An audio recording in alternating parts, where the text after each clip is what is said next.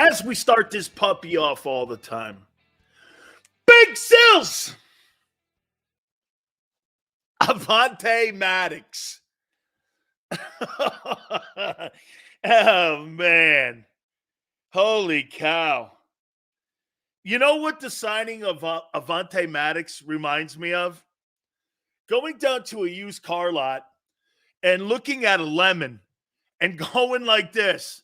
Hey, man, the body looks good, but how's the engine? Well, it's got about, 25,000 miles on it. Well, it's not bad for a foreign job.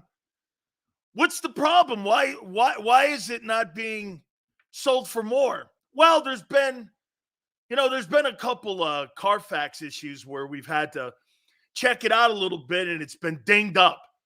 What do you mean dinged up? Well, it's been in a couple accidents. I mean, then you look it up and you find out it's been in a couple rollovers.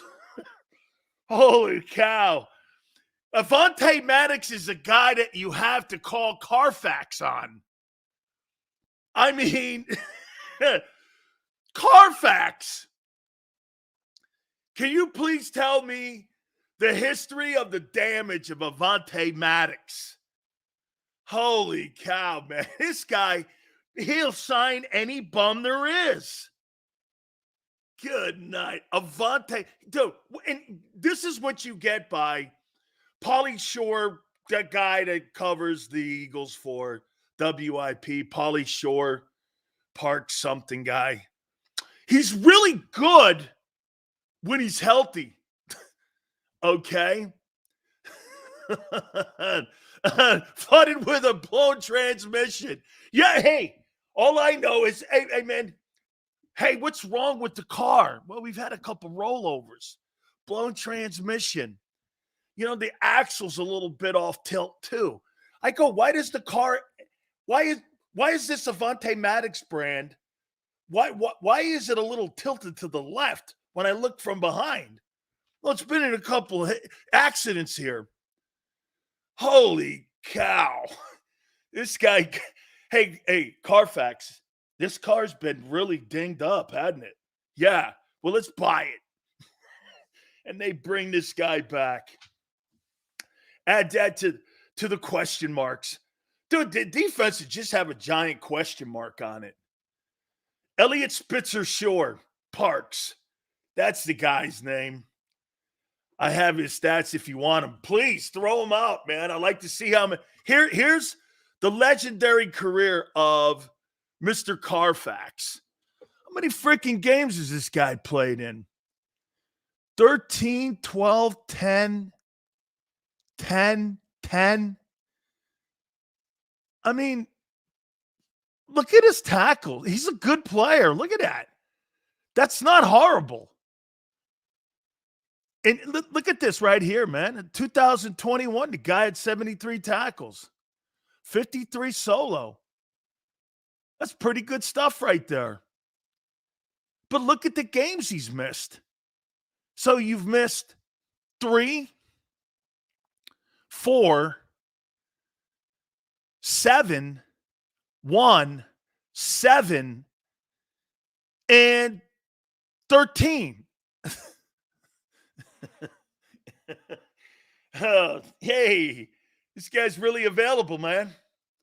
Holy shit. You talk about a guy who's never available. Let's go. Maddox season. What a stiff. Holy cow. Transmission is shot. Call Lemon Law. Hey, can somebody please call the Better Business Bureau? See if I can get a different trade here for another safety. I want to trade this lemon in. I want to call the car lot dealer. And by the way, who's the freaking guy that bought the damn thing? Oh, that's right. The greatness of the librarian. The greatest librarian in Philadelphia since Ben Franklin. Hey, Howie's in the same room with Ben Franklin. There you go. Hey, way to go, dog. Holy cow. He can't stay healthy. Hey, really? Is that an epiphany, Flexen? I must have missed that, man. Hey, yeah, listen. So this is what you got. That's a good call here, Crowley. So wait a minute here. So between Dean and Devonta Maddox, who plays more than 10 games? If you had to put your number on it, who plays more than 10 games? Devonta Maddox or Nakobe broken down kite Balsa Wood Dean? Hey, Nakobe Balsa Wood Dean. You know balsa wood you make kites out of and shit? That's what Nakobe Dean's made out of. Neither of these guys, right, Flexin? Holy cow. Hey, there's an upgrade. Yeah, your defense is upgraded. Wow, you signed Devonta Maddox, and now you got him and Dean in the same lineup. Hey, by the way, there's no doubt Howie's probably got that guy starting. Look at Slagger always looking at it at a good end. Hey, Sills, it's a low-risk move. They're all low-risk moves. Every decision you made on defense this year is low risk. Every one you made. You didn't make – that's called not making a quality move. You're right. Watch this. Gardner Johnson versus Xavier McKinney. Low-risk move. Okay? Devin White. Low-risk move. Every move you made, low-risk move. And the deal with Bryce Huff, it's a high-risk move. You're hoping he's Reddick. And you don't know he can be Reddick, and you paid him the same money. That's a lateral move. Holy cow. Off to a banner start here today. Devonta Maddox. Lurie just went on about how happy they are with Isaiah Rodgers. What? I don't know either. Big Marshall breaking after hearing about this deal. Maddox tore his ACL and is out for the season. Yeah, Marshall, I heard he jumped off his couch that somebody actually signed him, and he blew out his ACL. Ah! Actually made that noise. I heard it. Ah. Holy cow. Man. Wow, Maddox. Oh. Ah! Hey, there you go, Joe-Ho. Hey, Joe-Ho, that's Devonta Maddox after he gets hurt. Ah! I'm sorry I'm doing that. I won't do it again. Twiz, who's Dan Sileo? I have a check mark next to my name. Mark Holmes. Oh, not that guy again. Get this guy out of my life, Twiz. Get Sherlock Holmes out of my life. Get him out of my life. When he covers the shitty Cowboys. Yeah, I said it. He covers the shitty Cowboys. Wake me up when the Cowboys win a game that matters. Hell, the Eagles are 10 times the franchise the Cowboys are. Oh, but wait, you're worth more and you have higher TV ratings. Yeah, but do you win? No. Good night. Good night. I don't give a shit that you have high ratings. What are you, the Osbournes? You're like the Kardashians. It's not really a good show. You know why you watch it? Because it's a train wreck. And big butts. The only reason you watch the Kardashians, it's a train wreck and they have big asses. That's it. And the only reason you watch the Cowboys is because they're a train wreck and they have gigantic meltdowns. That's it. That's it. It's the same. Okay? Seriously, anytime I turn the I don't even care. I turn the volume down, I go, Just turn around, Cam. It's all good. Kate, is it Kylie? Yeah, sure. I don't really give a shit what their names are. It doesn't really matter, right? I shouldn't be like that because then I sound like Howard Eskin. I apologize. Devonta Maddox. Mark Holmes is delusional. Who is Mark Holmes? Please. You know what he looks like? A fatter Anthony Gargano.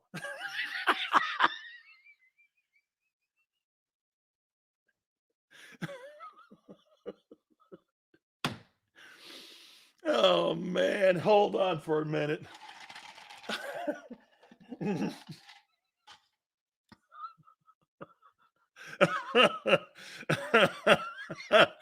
um, I'm sorry. I'm not supposed. I like Cuz too, man.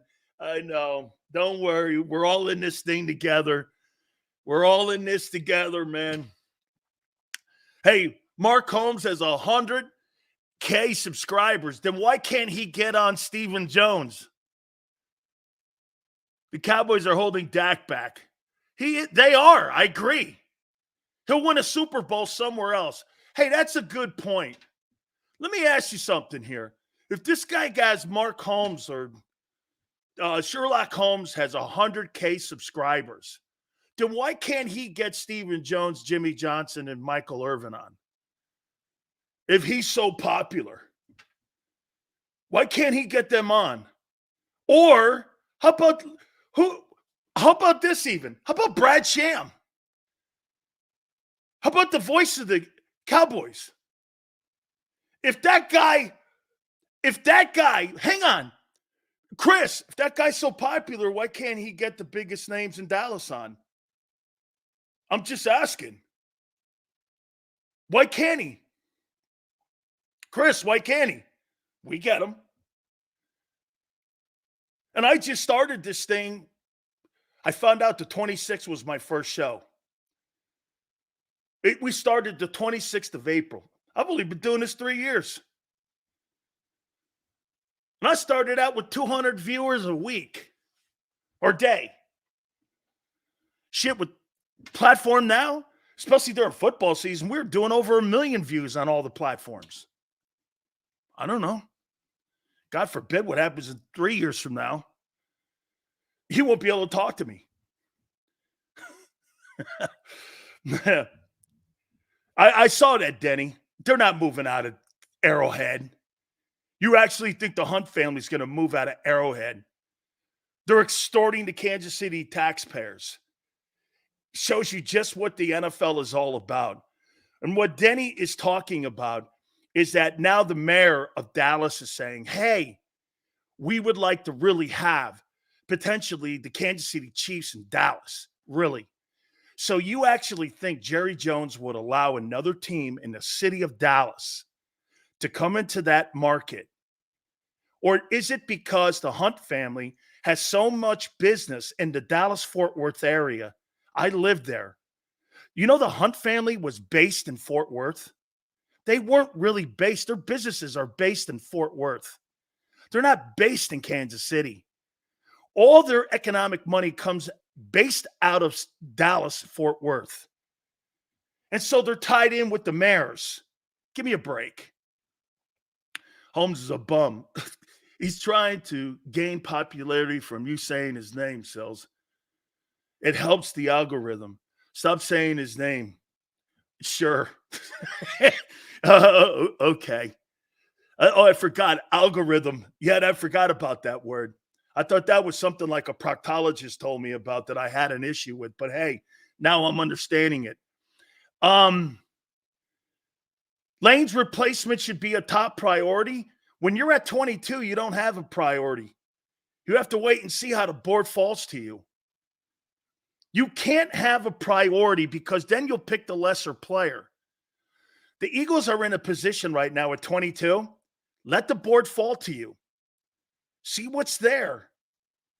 Don't overextend yourself. That's the problem that Howie has in the college draft, especially defensively. Dude, if the top flight offensive tackle lands there, take him. if the top flight defend. How about this? What would you let's do something here. Let's do something here that's important. If the fourth edge rusher falls to 22, and the second best offensive lineman, offensive tackle, falls to 22, who are you drafting? The need or the better player? Who are you drafting? Are you drafting the better player or the need? You know, I hear all these people. I saw Chop Robinson, by the way, had a visit today with the Jets. Okay? Telling you, that kid is a player. You even heard Tony Siracusa yesterday say that guy is a freak athlete. You guys are taking the better player. So how can you talk about priority? You talk about who's there. This is a wide receiver offensive tackle draft. And yeah, it's a wide receiver offensive tackle draft. And it's pretty deep at those positions. Okay? Pretty deep. Look at Twist's Chop no production. Why would you ever sign a guy like Jordan Davis with 9 sacks in 4 years? You did it. 9 sacks in 4 years. 9 sacks in 4 years at Georgia. In his best year, he had 25 tackles. I did that in a game. Give me a break. Honestly, I did that in a game. I did what that guy did in 4 years in a game, and I played for national titles too. 25 tackles. I'd kill myself if that was my year ending and I was healthy all season. I'd kill myself. Okay? Hey, Prince, you know, every time I say get the guy more draft picks, I know I'm hearing you. Okay? I'm hearing you. The kid verse is going to be a top 10 pick. Okay? Jordan Davis is a sack guy, but a hole filler, kind of like.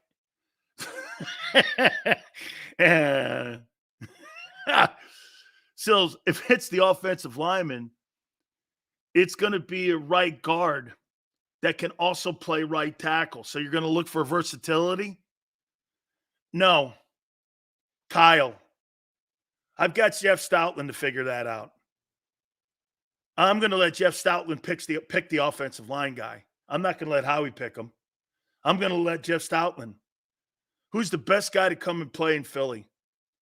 My number one priority would be if it's the right tackle, does he eventually take over for Lane? Hey, I'm not down on Steen. If the Eagles drafted Steen, here's a positive for you.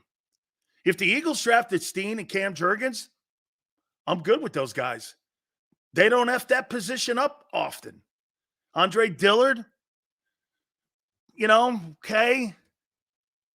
You know.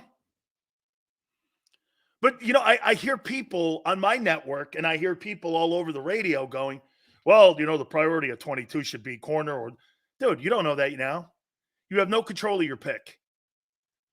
You have no control of your pick until draft day. You have no idea what teams ahead of you are going to do. There's only one football team that has control of the draft, and that's the Bears. In what they could do. They could either trade down, get multiple picks, or they can take Caleb Williams. And it looks like they're going to take Caleb Williams. I'm glad to see Caleb Williams. Did you hear what he did? I talked to Dave Wannstedt about this. Dave Wannstedt said that Caleb Williams, he was in the building when this went down. He said Caleb Williams walked into the building by himself. No agent, no anybody. He walked in the front door. He walked into the front door of Hallis Hall. Trade down to get Cooper DeJean plus picks.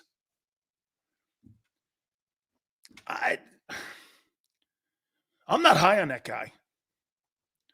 I'm just not. Look at Chris. Chris thinks he's a fruitcake because he paints his fingernails. He throws 40 touchdowns. He can paint his toenails. And Matt Eberflus will be the pedicurist on it. Who gives a shit about that stuff? Go play. I heard he walked in and wowed everybody. Hey, Waldo, I don't really like the kid. Okay? I really don't. I would say, and once again, Caleb, he's just wowed everybody in the building. Walked in there by himself, and Dallas Turner was in the building.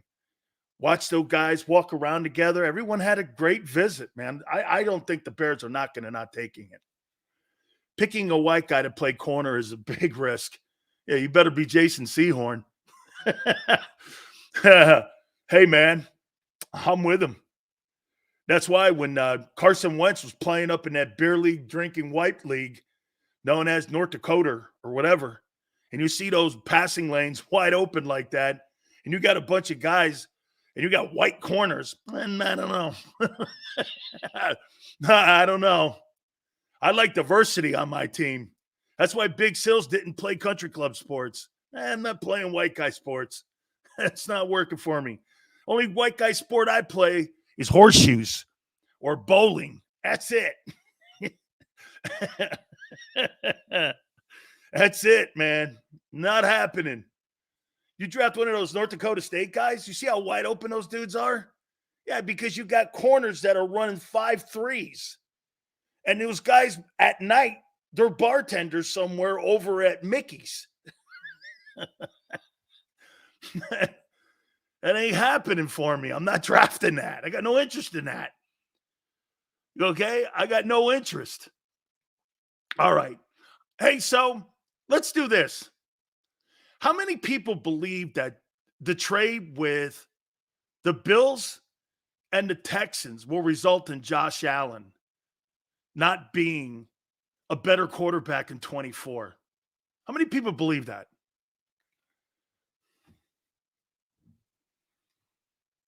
How many people believe that Josh Allen will be a lesser player this year?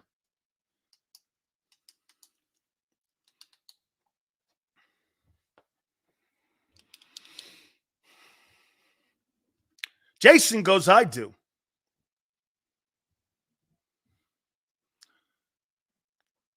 Bills drafting a wideout? Probably. Bills rebuilding?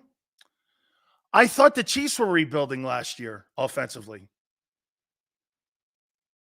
Josh is washed. I do not believe that. Way to go, Ernest. Bills got to draft a receiver. Okay? Josh is in trouble. I'm a Waker you. He'll be better not relying on one guy anymore. Anthony. Look at Anthony. So will you guys explain something to me? I'm just going to read you a couple names here. Devonta Adams, 2 teams in the last 5 years. Tyreek Hill, 2 teams in the last 3 years. A.J. Brown, 2 teams in the last 3 years. Stephon Diggs, 3 teams in the last 4 years. If these guys are so elite, why do teams move off them? And they're moving off them when they're young. Why do they move off these? AJ's next. Eagles will be moved off him, and he'll be looking for his 3rd team in 4 years. Why do they move off these guys when they're so young? If they're so valuable and you pay them so much, why do teams bail on them? You know, there's a conversation in Dallas that the Cowboys may trade CeeDee Lamb. You got to either pay Lamb or Prescott. You got to pay one of them. And you got Michael Parsons. Dallas right now, they can't do anything, and they're not reaching into their wallet right now. You know why? They got 3 guys they got to pay. They couldn't even pay Tyron Smith. If these wide receivers are so important, why are these guys on 2 and sometimes 3 teams in 4 years? And they're young. Why? You know why? Teams see the value after a while and they go, I don't need Tyreek Hill. I don't need Stephon Diggs. I don't need Devonta Adams. Hey, let's do this. Let's add another one to this. Okay? Let's add another one. Devonta Adams. Are the Packers better without him? Are the Green Bay Packers, Tycoon, thank you. Are the Packers better without Devonta Adams? Okay. Is Kansas City better without Tyreek Hill? Thing I like about Dak is that he takes accountability and always improves, unlike missing Parsons, who always makes excuses and has regressed. I completely agree with that. I think that guy's so overrated. So wait a minute. The Packers are better. Think about this, 304. The Packers are better without Devonta Adams. The Chiefs are better without Tyreek Hill. Why wouldn't the Bills be better without Stephon Diggs?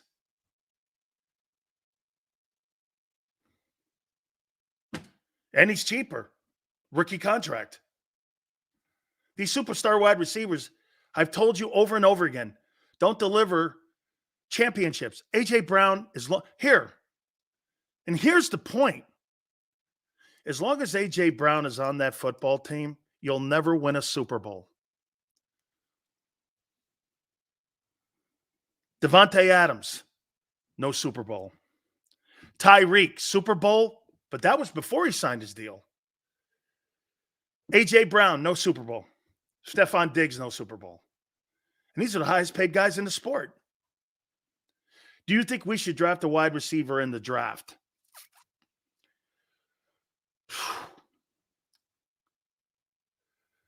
If you're going to replace AJ next year, yes. Yes. Get this. Timothy says the Buffalo Bills no longer have a number one wide receiver. Do the Packers? Do the Chiefs? I mean, do the Lions? Who's the number one wide receiver in San Francisco? Brandon Ayuk? Or is it Debo? Sills, the 12 Super Bowls, only 2 winners have had a wide receiver in the top 10 yards during that same time period. The Super Bowl winners' average defensive ranking for scoring was 5.9. Moving AJ and build the defense is what Bob is saying. By the way, Bob reminds us all super chats go to the top. Bob, you're right. Having AJ Brown on the team doesn't help you win a Super Bowl. And you hear Bill say he's the best offensive player. I don't need him. Do you think we should? I answered it, Xander, and I said, if you plan on moving off of AJ, here's what I would do. If you're going to draft a wide receiver at 22, you trade AJ on draft day for a 1.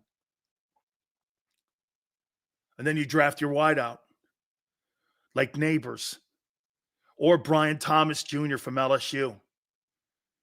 You're not going to go wrong with LSU wide receivers, are you? How many LSU wide receivers have sucked, actually?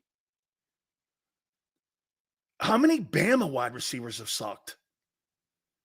I mean, there's a pretty good shot that I'm going to land on somebody that's going to be good. You know what I'm saying? There's a pretty good chance. So, I kept hearing people yesterday say the whole time, oh, my God, the Bills are going to be hard. No, the Bills are going to be more efficient without him. They're not going to go into the season without a wide receiver for Josh Allen. They're not. They were $42 million over the cap. I told you explicitly, From the time in January, I told you, Stephon Diggs will never be on the team in September. And I knew he wasn't going to be on the team. He had no chance. Plus, Stephon Diggs is a meathead, just like the guy in Dallas is a meathead. These guys talk so much bullshit, win some important games, both of them. That's right. I agree with you, Flexen. Both guys don't show up in the playoffs. Both brothers don't. Okay? Dude, give me Devonta Smith over A.J. Brown any day. Is he as gifted? No. Is he going to be a team guy and play team football? You know the difference between, here is plain and simple, the difference between A.J. Brown and Devonta Smith. You ready? Let me do this here with Daly. Do you think trading Hassan Reddick was smart? Absolutely not. It was a lateral move. I feel like Huff is younger and way cheaper. They pay him the same amount, 17.8. You think it'll be a huge of a loss? I do, because he's the proven better player. You got to talk. Hey, Daly, you're talking about winning now, and he's not as good against the run or the pass. How many here? Why would you think Smith has a larger route tree? Anthony, way to think that out, man. And that's good. But why do you think AJ Brown is not as good as Devonta Smith? Why do you think he's not as good? And you know what? There won't be a guy on my network or be a guy in Philly agree with me. But here's why I think he's better. Because in that particular game, if AJ Smith catches one pass, he's going to play team football. And he's going to play championship football. If it means that he gets 15 targets and 8 catches, he's going to be good with that. He's going to play team football, and every game is its own chapter in a 17-game book. AJ doesn't play along. He plays by the AJ Brown book. Devonta plays by the Eagle game plan book. There lies the difference and why he's more important than AJ Brown. Devonta Smith plays championship football. AJ Brown plays AJ Brown football. That's the difference. Is that guy more talented? Mm-hmm. But he doesn't do what it takes to win. Devonta Smith doesn't play championship football. Stephon Diggs doesn't play championship football. Cooper Kupp does. Cooper Kupp is working right now with Puka Nacua. And if that means that he has 2 catches one day, the Rams are heading in the right direction. You know why? They got a wide receiver that takes less money and gets it. He's the white man version of Devonta Smith in Los Angeles. That's the guy you want in your football huddle. Sills have to disagree about AJ. He's a dual threat wide receiver, excels in both zone and man, unlike Debo and Ayuk. Debo's numbers come mainly in zone, and Ayuk's numbers come with AJ's akin to Travis Kelce for the Chiefs. But Smitty's critical. James, all that stuff is true. He doesn't play championship football. I'd be over here, Matt, because you be too honest. Do you think Alabama prepared Smitty for a team ball? Absolutely. Absolutely. All those wide receivers, Tyreek Hill, all them guys. Look over at a guy like Jalen Waddle. Those guys play championship football.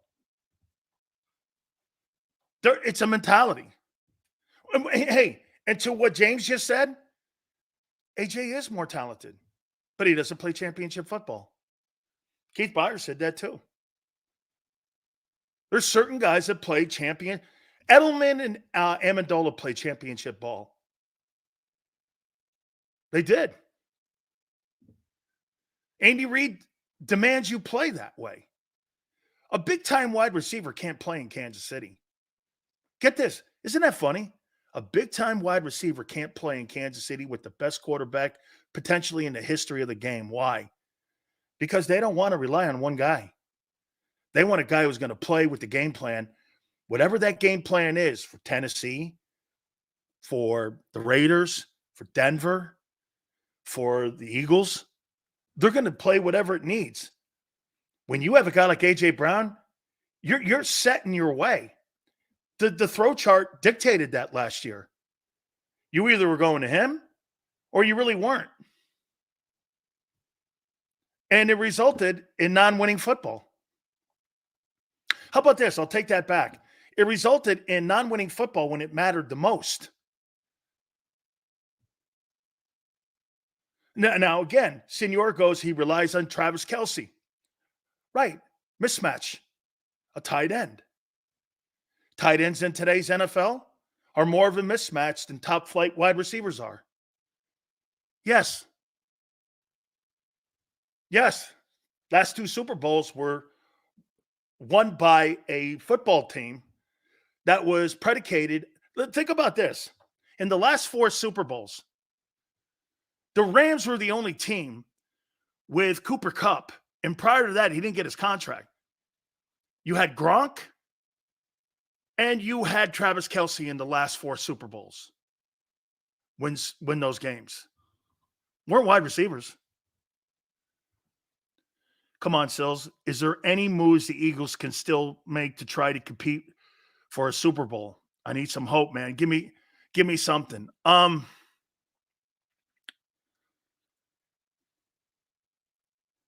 You got to hope that one of these kids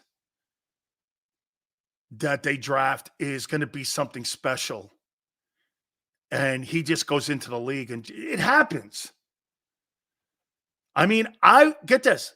I didn't really think Aiden Hutchinson was going to be the player that I thought he was hyped to be.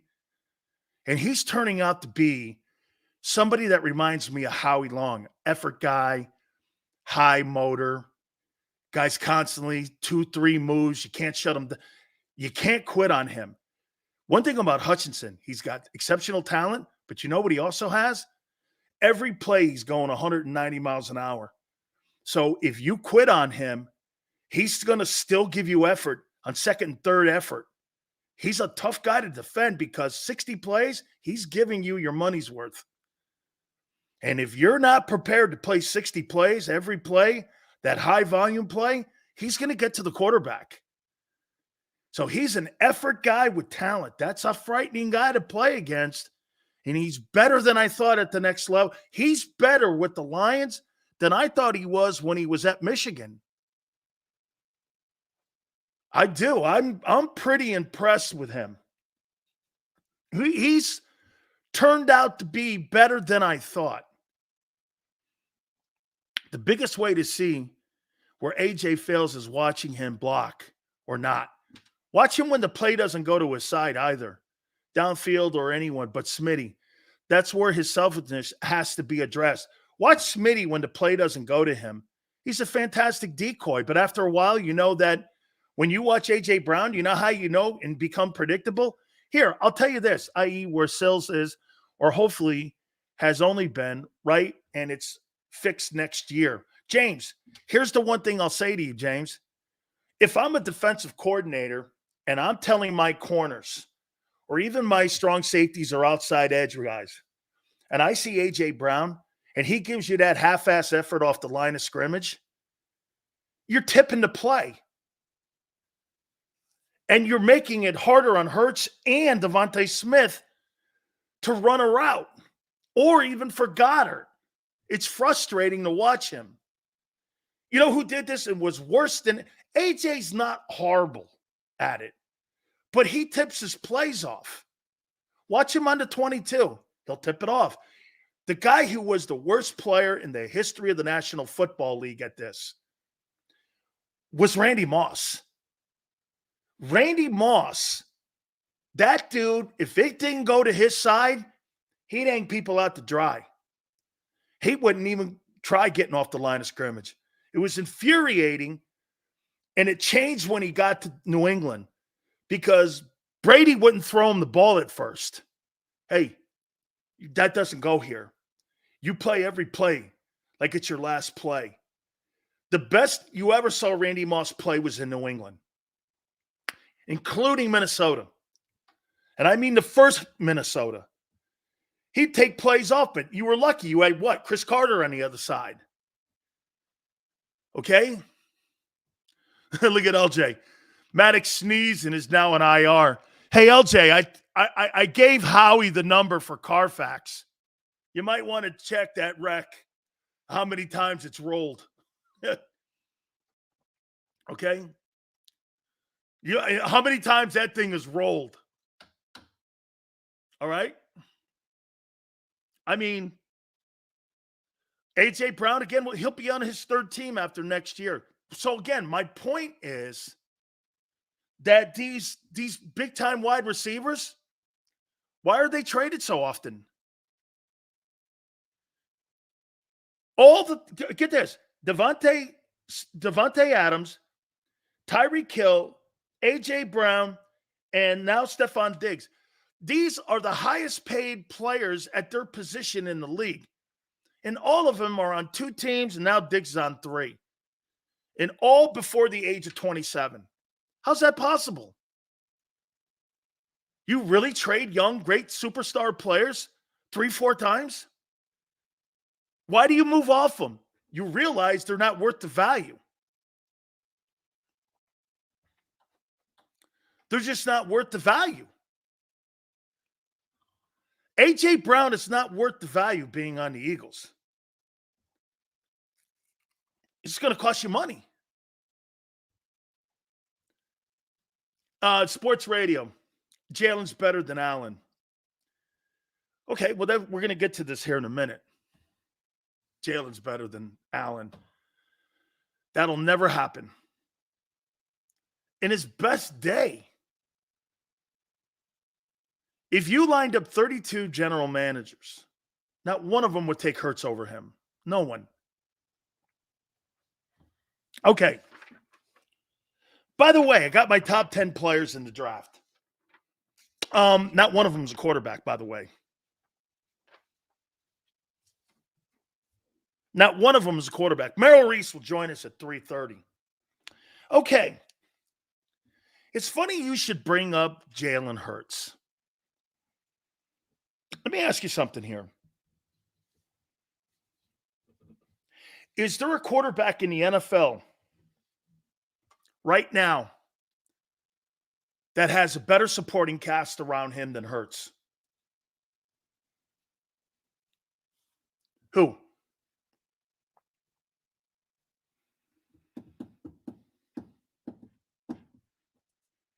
Who has a better supporting cast around them than Jalen Hurts?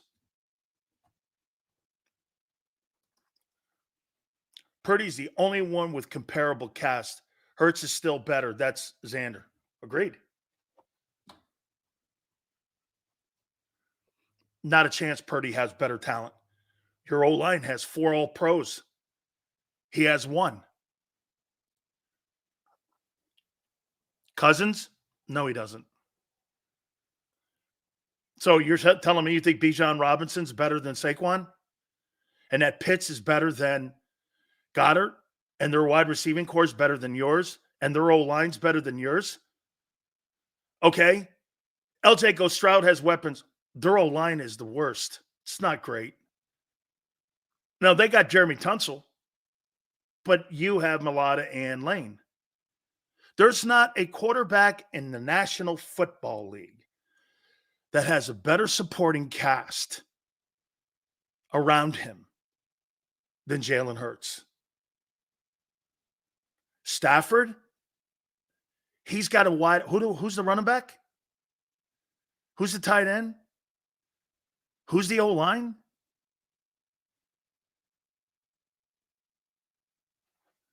Okay. Flexing goes, I can't agree with you on that. So, wait a minute. Who? I want you to name me a team that's got better offensive personnel from offensive line. Let's do this. From offensive line to wideouts, tight ends, and running back. Texans don't have an O-line like you do, or a tight end. And there's not a football player on that field that I would put in the A.J. Brown role. Your running back's decent. They got Joe Mixon now. So you're telling me Joe Mixon's better than Barkley? Interesting. Chargers don't have any wideouts.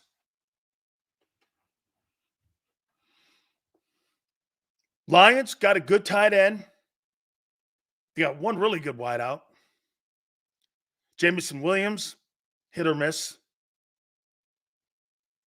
Running backs look pretty good. O-line's good. Kind of comparable. So Jared Goff. How come those Jared Goff, would you call him a top 10 quarterback? So you're saying you got to put better players around lesser talented quarterbacks. Is that what you're saying? Isn't it funny? Niners, Eagles, Lions. And here are the other guys. Holmes, Allen, Lamar. Good tight end. Now they got Henry. How come all those guys have lesser talent around them than you do? Or Golf? Or Purdy?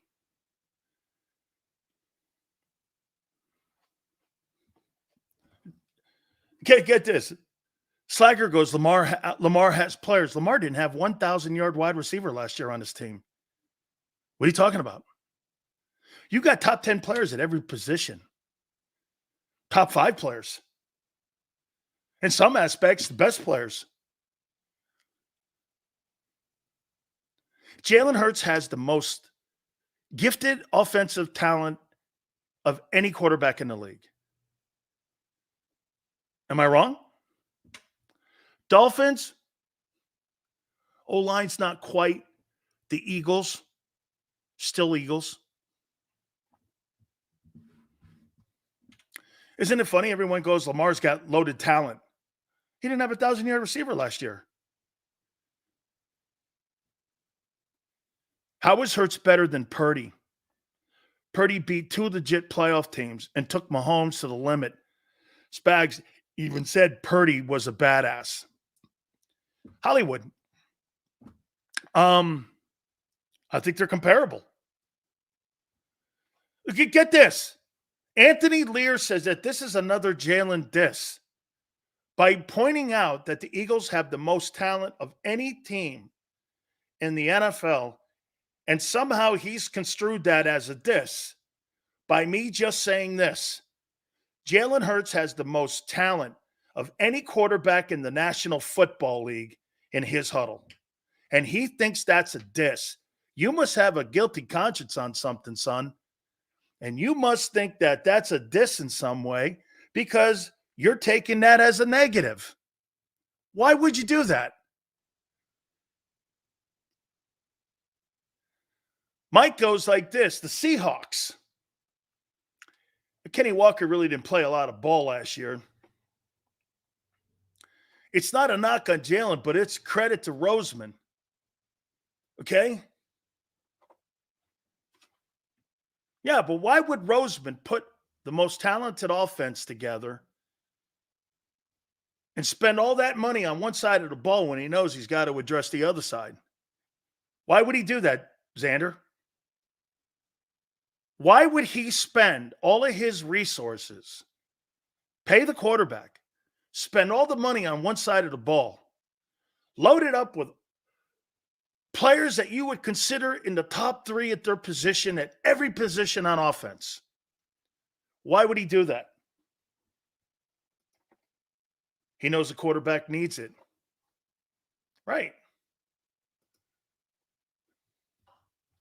So when you guys were dissing on the Diggs move, I pointed out to you, all these big-time wide receivers get moved 2-3 times before the age of 27. And the really good quarterbacks afford their organizations the ability to pivot. Not in Philly. And I believe not in San Francisco. I don't think that you could take talent off that San Francisco team and Purdy would be the same. You know how I know that? In my opinion, I think the other sample size is Jimmy Garoppolo.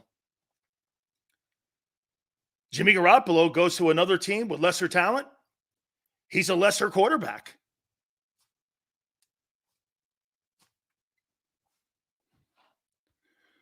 Now, I'll ask you again. Do the Philadelphia Eagles have the most talent? And does Jalen Hurts have the most talent of any quarterback in the league? MG2, let's see if you would be the only one to answer this. MG2, do you believe Jalen Hurts has the most offensive talent from offensive line to wide receivers and a running back now of any team in the league?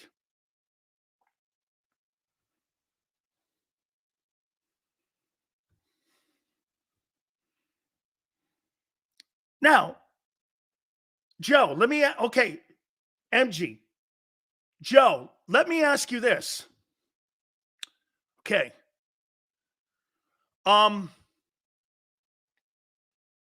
Is that a positive or negative on Jalen? Pretty much had the same team a year ago. Why couldn't he win with it? What makes you think he's going to win this year? Coordinator change? And you guys have a sample size because you can go like this. Well, Sills, look what he did in 22 with Steichen. Fair enough. Fair enough. Absolutely. So you do have something to fall back on when you go like this. Hey, what was the difference between 22 and 23? They had a better play calling guy who had a better feel for the game. And that's right, too. And the defense was better. Okay? True. The defense not playing well.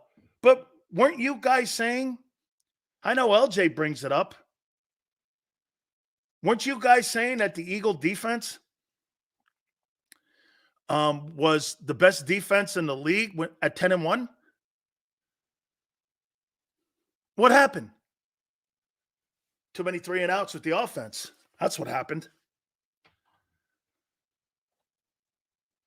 That's more that Hurts is being misused, mismanaged versus a diss or true performance issue. Oh, you still used him right, even as a pocket passer because he also ran too. True, James. James, I want you to understand something, James. Jalen Hurts will never win a Super Bowl with the way that they're trying to develop him. I think they're misdeveloping him. I think if they would have done the proper thing and developed him off the 22 season, you'd be in a better position. And I'd be more comfortable in saying you're going to be a Super Bowl contending team. But as a pocket passer, never happened. 30% of our fan base is delusional. Jalen's average, says Corey. I don't think he's average. I think hey, Corey, I don't think he's average. But I think he needs what Brock Purdy does. And so does Jared Goff. That's my point. You guys pointed out all the teams that have quarterbacks that are limited. Goff, Purdy, Hurts. They have the most talent. All the big-time superstar quarterbacks, in my opinion, they don't. We're going to find out a lot more about Justin Herbert this year with Jim Harbaugh. He's got lesser talent now. You don't have Mike Williams and Keenan Allen in the building. Well, son, you gotta show us you can do it too. I do think Josh Allen too. Hey, Stephon Diggs, he's out of there. You got to also show that. Or guess what? You're going to be in that room with Purdy, Goff, and Hurts. That you need people around him. And that's not how you build a football team. Tom Brady had no one around him in offense. And I know, but Tom Brady was never considered a better player than Peyton Manning or Aaron Rodgers or Brett Favre or any of them guys. He's just a better player. He was never more gifted than them players. He just understood the game more, and they played championship football. They spread it around. Nobody would ever confuse Tom Brady's offensive weapons to the weapons that Peyton Manning had in Indianapolis. Jalen Hurts MVP. So was Carson Wentz. Stupid argument. I just pointed out to you all the guys who have all the talent around them. And look at the names you come up with. Goff, Purdy, and Hurts. Dak is showing you the more talent you take away from him, he's also in that group. You could make the argument that Cousins is better than them all.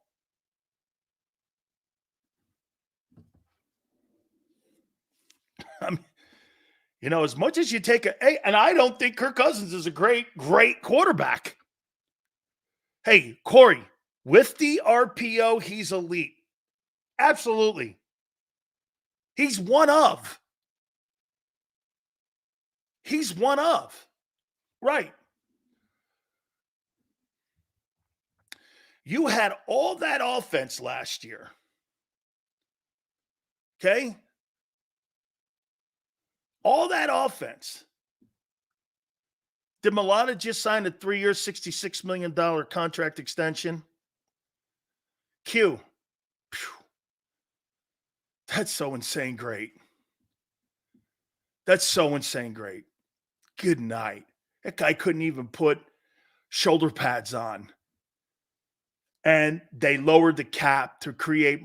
Why is he creating more cap space when there's nothing left to do unless you're making a trade? Something's up. Something's up. He's created more cap space for himself now with that contract extension, creating more money for him. He's got to have at least $43-45 million now under the salary cap. And this is way after free agency. It's either a trade on draft day or it's going to be something on post-June 1. Okay? Jordan Mailata, in my opinion, look what they did. They nailed down the entire left side of the offense for the next 10 years between Mailata and Landon Dickerson. That's a spectacular move. This is what Howie does the best of. This is what he does best. Contract negotiations, putting deals together, lowering cap. Absolutely spectacular. Some big trades or something is coming. Adam Schefter, this just in, the Eagles and Jordan Mailata have reached an agreement on a 3-year, $66 million extension that includes a $48 million in guarantees and $20 million signing bonus. The deal ties Mailata to Philadelphia through 28. The $23 million per year average puts him among only Jeremy Tunsil, Trent Williams, Andrew Thomas among the highest paid offensive tackles in the sport.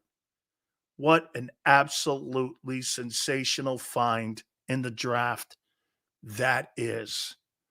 Kudos to Jeff Stoutland, Howie, and everyone for believing in Stoutland. That right there is one of the greatest draft picks since Larry Allen. Okay? Larry Allen was found in the 12th round, I believe either out of Simona State or Humboldt State. And he went on to a legendary Hall of Fame career. Best offensive guard I've ever seen. Best talent I've ever seen. This Mailata story is something out of Marvel Comics. This guy was a rugby football player 5-6 years ago. Went to one of those camps. And now He's among the highest paid left tackles at one of the most demanding positions in the National Football League. He's utterly insane. Unbelievable. I would tell you this, that's a better draft pick than Jalen Hurts because it's more remarkable in how you found him. You actually had to find this. See, when a guy is drafted in the 6th round, like Brady, he fell to you. You missed him 5 times. But when you draft a virtually unknown player who's never played football and organized football in his life, that's scouting. That's scouting. Let's give him a shot. That's blind faith. That's Jeff Stoutland. Jeff Stoutland makes millionaires. Even Andre Dillard got a deal with Tennessee a year ago. He couldn't even start in Tennessee. I'll tell you this, if you're an offensive lineman and you're a prospect in this draft, you're praying that you're drafted by the Eagles. Jeff Stoutland is the most important position coach in pro football because he makes millionaires. I mean, there have been position coaches before that. Look at Jason Kelsey. I know Howard Mudd first got a hold of him, but Stoutland thought the same and then turned him into a Hall of Fame center. Look what he's done to Landon Dickerson. Dickerson was kind of injured at Alabama. Now he's a $20 million a year guy. Turned Mailata into one of the highest paid tackles. Lane's going to the Pro Football Hall of Fame. If you're Cam Jurgens, thank you for landing me in Philly. I'll tell you this, of all the positions on your field and all the things that I ruin you guys for, that I will never say anything negative. And if you miss on someone, hey, well, he got 50 right. That's a guy you do this on. Hey, he didn't land on that guy. What about the other guys that he did land on and he moved people around? You give guys like that hall passes. Unbelievably successful. Tremendous. That's one of the greatest draft picks in Eagle history. Wow. 7th round is now one of the highest paid guys, and he's a left tackle. Not a linebacker, not a right guard, not an edge rusher, but a left tackle.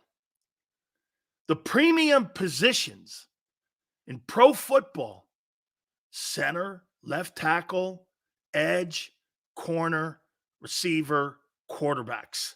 The rest of them are pawns.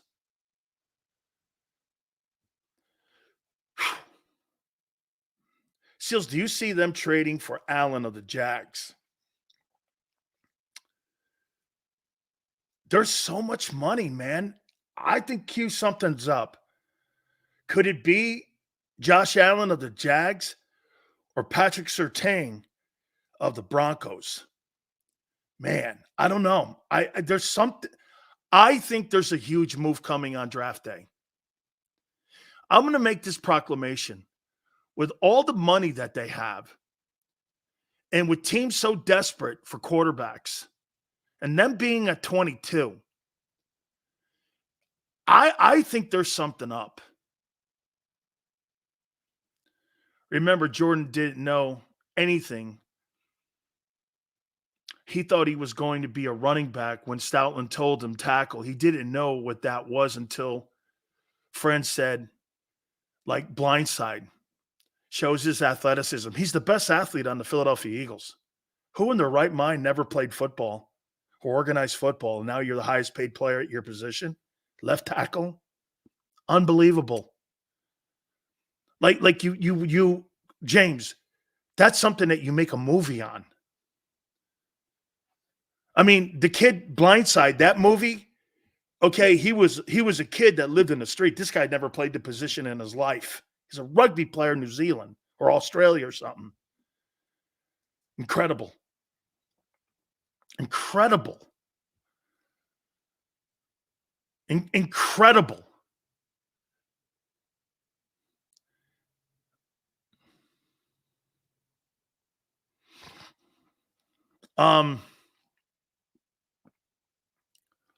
Big Sills is devastated by the Eagles' moves. On defense, they stink. Eagles only have 14 in cap space. Next year, they're rolling that money over. Broncos not trading Surtain, Jack's not trading Allen. Probably not. AJ's cap hit is $14 million. Trading him would give us a dead cap of $40 million. He's next year they'll do it. They're not going to do it this year. They're not doing that. But again, AJ Brown is no different than Stephon Diggs or Tyreek Hill or any of these guys. He'll be traded one more time before the age of 27. He's no different than those other guys. He's not better than any of them other guys. He's right there in the same group with Devonta Adams. He's no better. Just because he's an Eagle, he's in that group of the big-time wideouts. Do you understand what's happening here? With all these wide receivers that are coming into the draft, do you know what teams are doing that are paying these big-time wideouts? Hey, 304, I know you watched the show. It would not shock me if the Cowboys traded CeeDee Lamb and drafted a wide receiver in the draft and then turned around and restructured Dak and signed Parsons. And go into the draft and trade CD and move up and get Neighbors or get the kid Odunze from Washington, something like that. CeeDee Lamb, wide receivers are paid to be moved. I don't know about trading Parsons. They love the guy, and I think he's overrated. Okay? See, that's what I thought, Dirty D. I thought the Eagles had $33 million in cap space. Okay, and now with this move here, I'm sure the cap numbers got to be near $40 million. I thought it would have been near 40. I agree. Parsons is not leaving Dallas. All right, I got to take a timeout. By the way, we'll talk to Merle Reese at 3:30 Eastern, and we'll add this now to the question when it comes to Jordan Mailata getting a brand new contract extension. Tremendous move by the Eagles. I'll tell you what, man, they do it right in that offensive line. Whew. You got Upshaw and Shell for the next 10 years. Can you imagine if you put Bowers in that group too and you draft him and he falls to 22? Bowers, Mailata, Landon Dickerson, Cam Jurgens, and Lane Johnson for the next 3 years. Whew. Man, no excuses for your boy to win games. Had the best offensive group. Look at the money they're spending. Look at the investments they're making. I mean, they're making these all around Hurts. Got to win, son. Can't come in third and second, fifth. Eventually, you got to punch your ticket, don't you? Your best quarterback in franchise history can't be a backup. Nick Foles can't be the only guy that does something spectacular. I mean, what are you, the Chargers? The Chargers had Dan Fouts and Phillip Rivers. And do you know who took them to the Super Bowl? You can't have a franchise like that and have a guy take you to the Super Bowl. You can't even remember his name. Okay, you can't.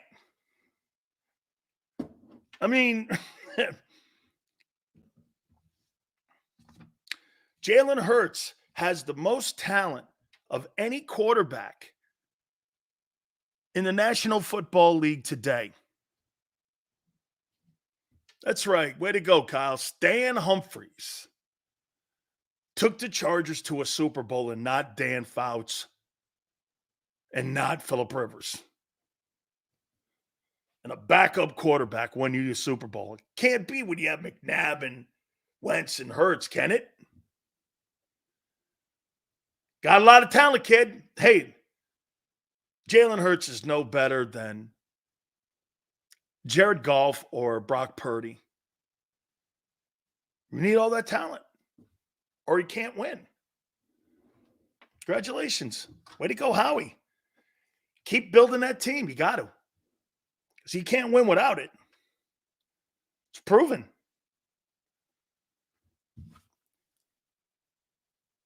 Hit the like button. Merle Reese will join us. My top 10 players that will be in the NFL draft. We'll do that next. Keep it here, National Football Show. Underdog Fantasy is the easiest place to play fantasy sports, and certainly the easiest when you're watching the NBA. And the NBA playoffs are almost here, and you can win money making picks. What are you waiting for? Sign up on UnderdogFantasy.com and use the promo code WIN. An Underdog will double your first deposit up to $100. That's UnderdogFantasy.com. Use the promo code WIN. Get ready for the NBA and get ready for the NBA playoffs. Go to UnderdogFantasy.com. Use the promo code WIN.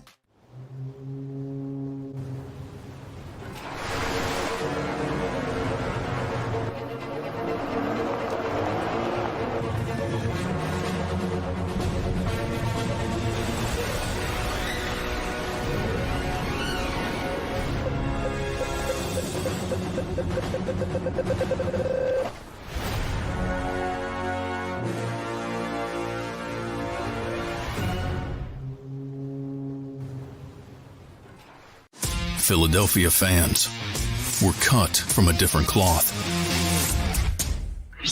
Born into a brotherhood and bonded to our team for life. We believe anything is possible because we've witnessed the impossible.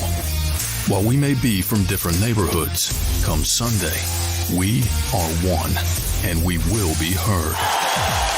Pondley Hockey, official partner of the Philadelphia Eagles. Hi everybody, my name's Jason Lombardi. I'm an inspector at DryTech.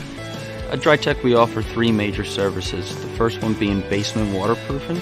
The second service we offer is foundation and structural repairs. And then the third service that we offer is mold remediation.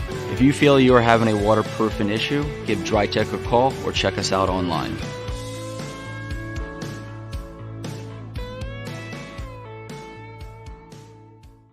Mike Little was a union construction worker who was badly injured when he suffered a horrific fall because of someone's negligence. His life would change forever. It was just a real downward spiral with everything you do, and you're sitting home by yourself all day. You can't go out because you can't drive, you can't walk well. It was just a horrible situation. Call Brian Fritz at the Fritz and Beyond Cooley Law Firm at 215-548-2222. EAGLES, Eagles.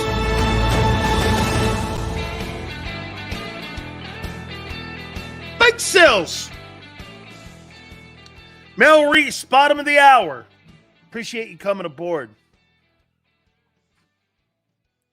Joel Embiid is officially the Dak Prescott of the NBA.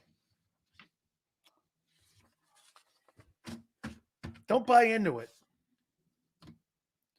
Stop with false hope. There's a certainty in Philadelphia. You ready? Sixers get bounced, and he'll be hurt. It's like taxes and dying. There's things about Joel Embiid that will always be. You could make an argument that he has a lot of Bill Walton tendencies. Tremendous talent. At least Walton won an NBA MVP. Well, he did too. But Bill actually won an NBA MVP and a title and a finals MVP. And he was always hurt. Okay? He's fool's gold. I hear people hoping and praying. He's the best player in the NBA. You're the best player in the NBA when you show up. He's fool's gold. Like, would you bet your home on him? Or would you bet your home on Jimmy Butler? Not bet my home on him. What's your take on Jordan Mailata's extension? I just did it a couple minutes ago, and I'll recap it here. I think it's exceptional. I just absolutely think it's exceptional. They have now solidified their left side of their offensive line for the next decade. Mailata is one of the top 3 players at his position in the sport, and he got him in the 7th round. It's one of the greatest, if not the greatest, draft picks. I would even put it here. If Mailata trends continue the way he's trending, he'll be a Pro Football Hall of Famer. And the caravan of offensive linemen that you've been producing for the Hall of Fame will be unprecedented. This will be like Raiders stuff back in the 70s with Jim Otto, Upshaw, Shell. Very rarely do you find an organization in today's landscape with salary cap, player movement, to see that you have players like that over 20 years. Think about this. You're probably over the next 20 years are going to have people that played in your old line. You're probably going to have 4 Hall of Famers. Okay? It's incredible. Absolutely incredible. Incredible. I mean, give Howie some credit. I'm awake, are you? Absolutely. Xander, put the please, the Mailata deal up so this group can see it. This is from Adam Schefter. Eagles and left tackle Jordan Mailata reached an agreement on a 3-year, $68 million extension that includes almost $50 million in guarantees. And you see that right there? Almost $50 million in guarantees. Do you understand? There's the magic. That back end with the signing bonus is prorated out. You understand what the Eagles do, which is that's Jeff Stoutland's influence. You gave that guy 90%, 85% of his contract guaranteed. There's the magic in the cap. Unlike so many organizations that don't do that, they invest in the right players. Unfortunately, Howie is not this good on defense. He doesn't do any of this. And the only guy he's really done this with was Josh Sweat. It's crazy to see. It's got to be a philosophical mentality. It just totally has to be a philosophical mentality that they're so good in structuring contracts on offense, quarterback. You know, I don't think the A.J. Brown deal is that great. But that was a trade. But the Landon Dickerson deal, Jeff Stoutland for head coach, doesn't want to be. He doesn't want to be, Khalid. For all the good things they do on offense, like this Mailata deal, they're pathetic on defense. Okay? It's just the deal is exceptional. The draft pick's exceptional. Look at here. It checks every box. Late round draft pick. You completely have a player that you underdrafted and he overdelivered. That's a grand slam. Then he turns into an all-pro. Get this. He hasn't even been all-pro yet. There's so many good tackles. Tunsil in Houston, Williams in San Francisco, the guy with the Stanley with the Chargers, the guy in Baltimore, Penei Sewell in Detroit. Those are really good players, and he's in there. Okay? Arthur says that A.J. Brown is a Super Bowl wideout waiting to happen. Well, he'd be the first. He'd be the first big money wideout to win it. And as long as A.J. Brown is on your football team, you'll never win a Super Bowl. You know why? Because none of those other guys did. Why would he? He plays A.J. Brown football. Devonta's a better teammate and plays championship football. A.J. Brown does not. He plays A.J. Brown ball. He's had two of the best years in pro football, resulting in nothing for the Eagles. And last year was a disaster. Get this. He had a great year. You didn't. What's the point? That's what the Bills said. What's the point?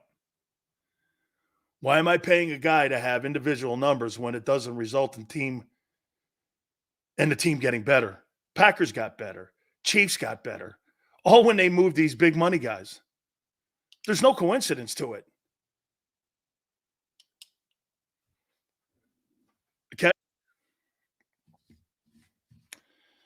And before I bring in Merle, I could be pretty hard on Howie here. But I'll tell you one thing, especially since this Reddick deal. But let me put it to you this way here with this Jordan Mailata extension. I'll reiterate it because I know we get a ton of people watching. A 7th-round pick who never played football. He's the best athlete on the Eagles. This guy didn't even know how to put shoulder pads on, Jeff Stoutland said. He thought he was going to play fullback when he got to Philly. He ran the ball in rugby. He thought he was going to be a running back. At 6'8", that may have been a little hard. Player development. The left side of that offensive line, and I'm going to bring in Merrill here in a second, but there was 2 guys that played with the Raiders, Upshaw and Shell. And now you have centerpieces for the next decade plus sitting there, and one was a 2nd rounder and one was a 7th rounder. Unbelievable. Utterly unbelievable. He's the 3rd highest paid left tackle. $24 million average for a guy who didn't know how to play football. I'm not sure I've ever seen that. Maybe Antonio Gates. Let's bring in Merle Reese. Boy, I'll tell you. And the contract, Merrill.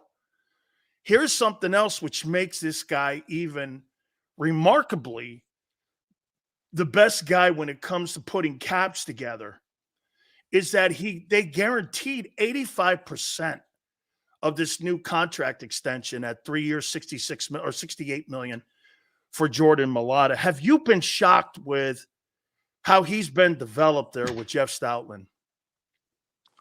No, he's amazing. We knew when we saw pictures of him playing rugby how amazing he was. And it took a while. I remember, I might have mentioned this to you, Dan, in an earlier conversation. During that first year, I said to Jeff Stoutland, how's Jordan Mailata doing? And he said, Merle, it would be like asking you to do the game in French next Sunday. And I said, after bonjour, I'm in deep trouble. But Jordan Mailata has such a thirst for knowledge and such a desire to be great. And let me tell you something else about him. He is one of the nicest, funniest individuals you'd ever want to meet in your whole life.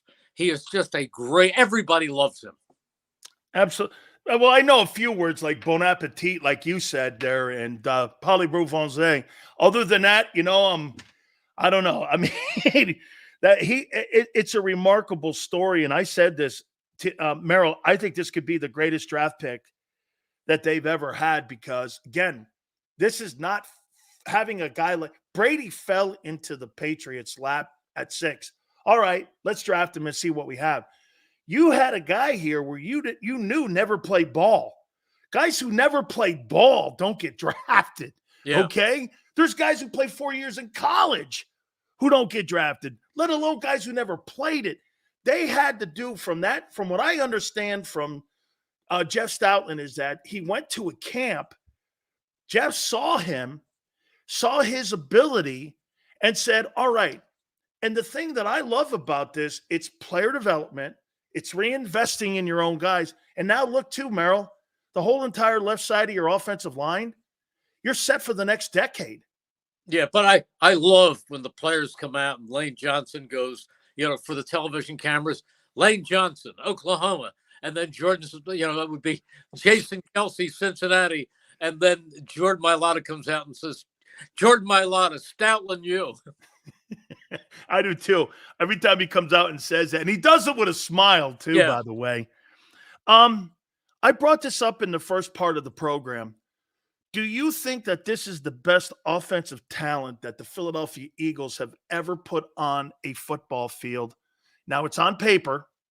It's not been proven yet. And like Keith Byers said 2 weeks ago, you put the people on the paper in March and in April, then you go out and prove if they're that good in September. So I think, and I know you understand that, but as a collective group, is this the best offensive collection of talent you've ever seen covering the team? Boy, that would be tough for me to answer, Dan. Honestly, unless you gave me a bunch of papers, a bunch of offensive lineups to look at. I mean, I can't think of one right off the top of my head that's better. And, I'm a big believer in Jalen Hurts. I think he's going to have a great season ahead with Kellen Moore. They added to the running back department with Saquon Barkley.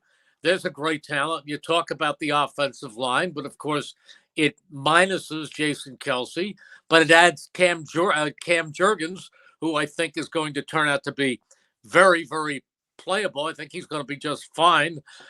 You talk about the wide receivers, Devonta Smith and A.J. Brown. They're amazing. Dallas Goedert is a top-notch tight end. They're awfully good.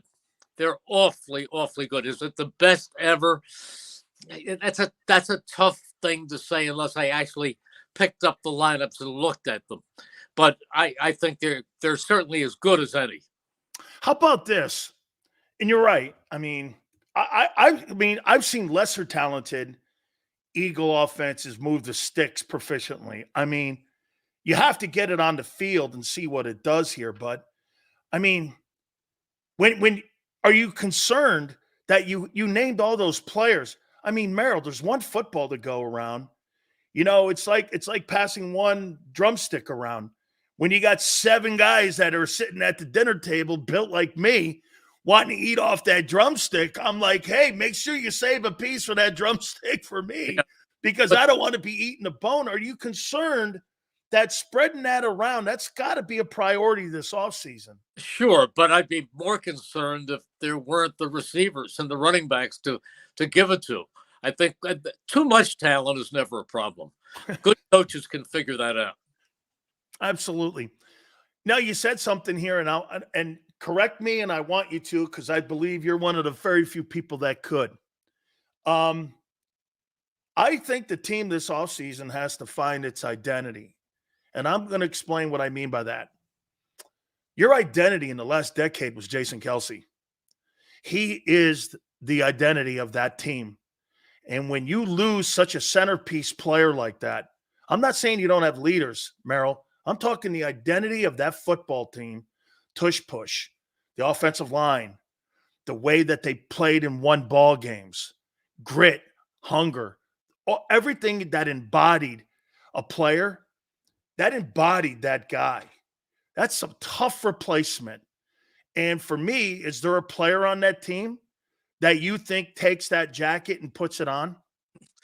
Boy, that is a good question, because Jason Kelsey is so identifiable with this team and was such a huge presence, not only on the field, but off the field, with his interaction with media and fans and other players. and all of the television stuff and all of the appearances and the way he just comes through to everybody. He's so real. So is there somebody like him who can step forward? You have to wait and see. You have to wait and see. There is certainly a void right now, but one of the first guys you mentioned is Jordan Mailata. And Jordan Mailata has that kind of personality. He is at ease in the biggest settings. I mean, this is a guy who went on television in The Masked Singer and who was one of the centerpieces of the Eagles' Christmas album. So if I'm just thinking about guys who can do it with their presence, maybe Mailata is the next most identifiable Eagle. You know, Merrill, I think I think you said something there that made me think, you know what? You're right. On April 4th, you can't name that. You got to wait until September to play into that role. Mm-hmm. You play into that role, don't you? I mean, Jason Kelce wasn't given that thing with nepotism, or he wasn't like somebody in the royal family. That was something that he had earned over that decade plus of playing.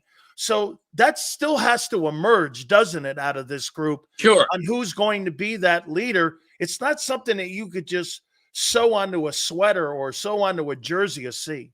No, you're absolutely right. But my nominee right now, and staying with that offensive line, would be Mailata. I have to ask you about the move of Hassan Reddick. Are you disappointed? Are you does that put another question mark again on a defense that has a ton of question marks? I mean, how did you think about it when it first initially, and maybe even after it happened, when you had a chance to digest it?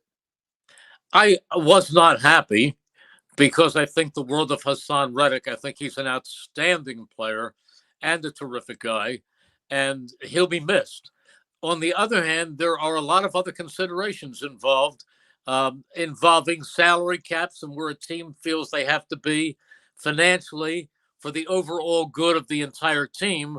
And this is something they felt they had to do. I mean, there was no doubt. I think if all things were being equal, I think he'd be back. But he was not happy with his contract as it stood, and they had their parameters of where they felt they had to be. I mean, it goes deeper than just the player and just how much talent he has, because he has the talent. There's no doubt. He'll be a big plus for the Jets, and he's a great man.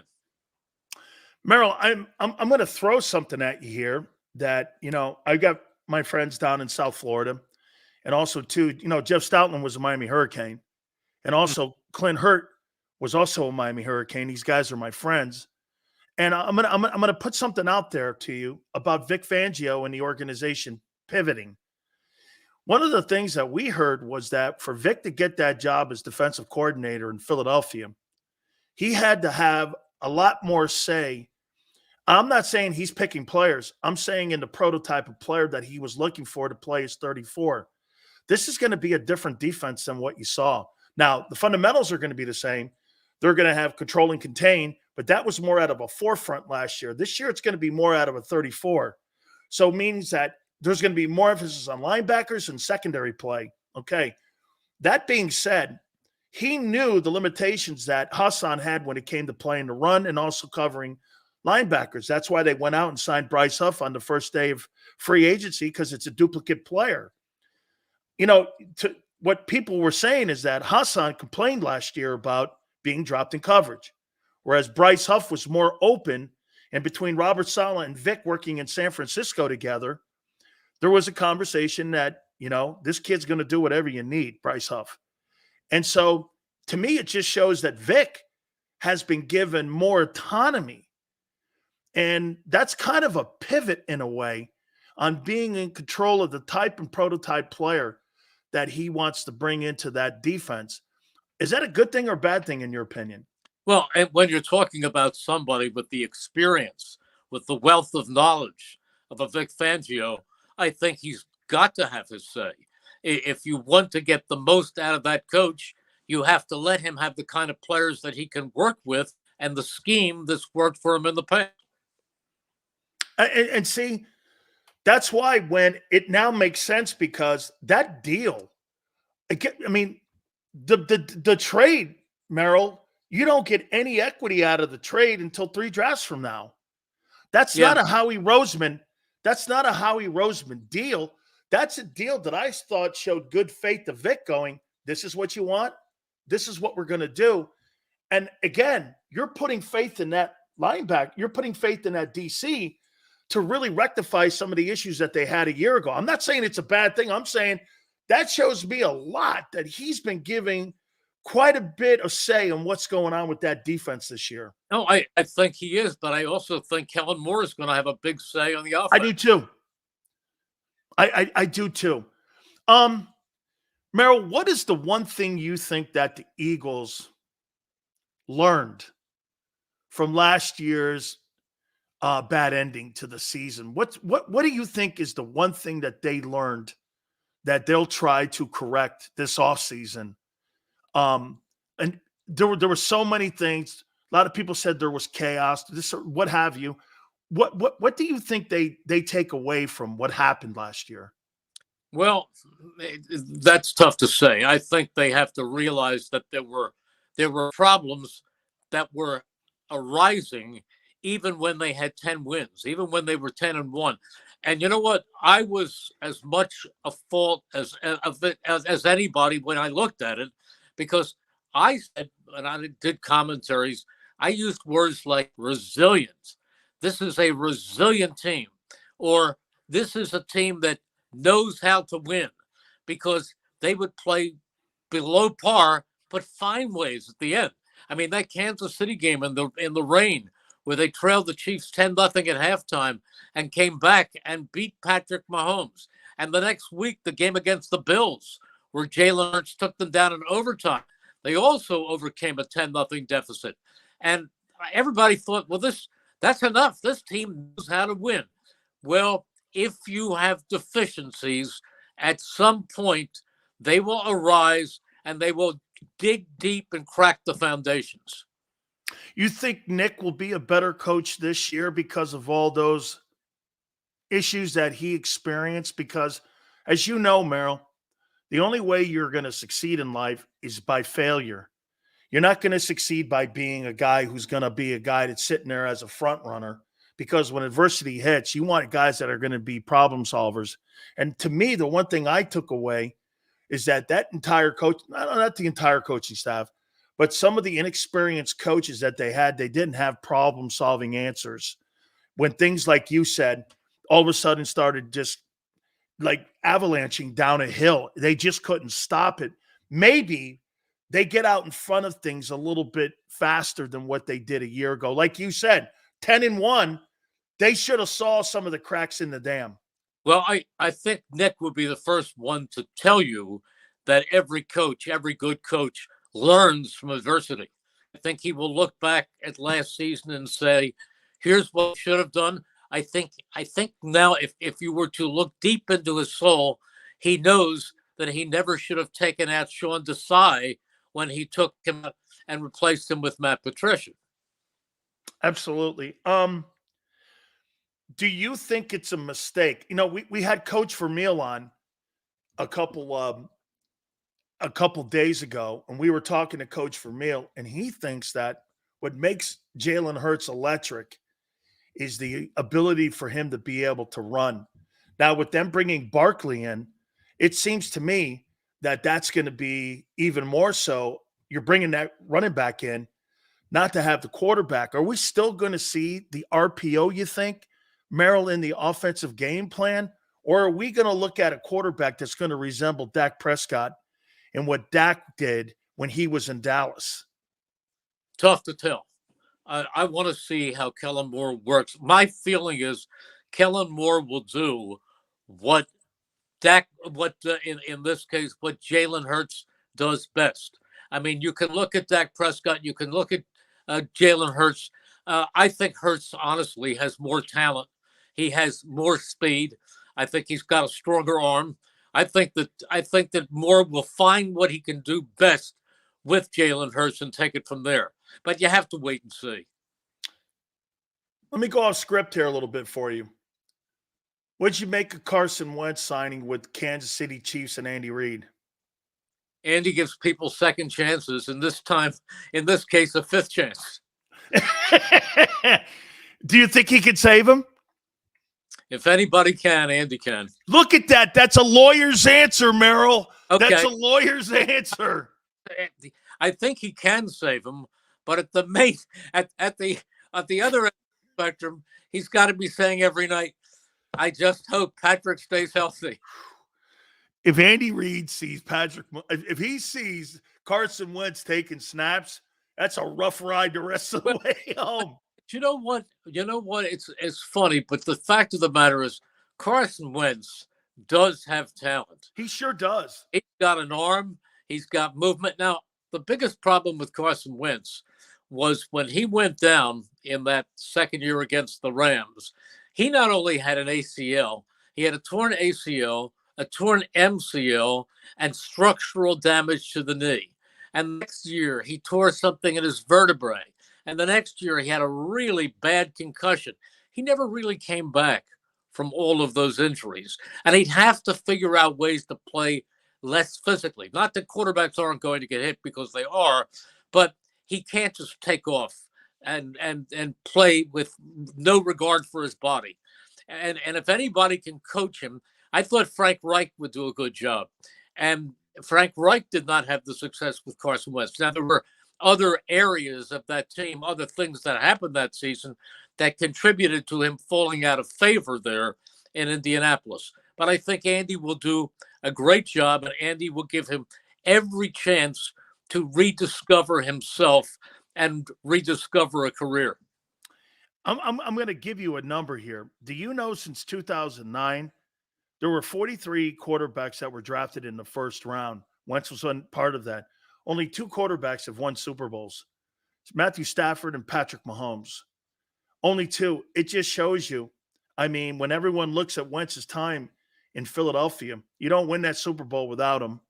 He has the all-time regular season passing number with no wide receivers that year that had over 500 yards. He has 33 touchdown passes in a season, which is also a record. I know it ended horrifically, but you got to say, I mean, if you look at Wentz's time in, albeit short, was really like a shooting star.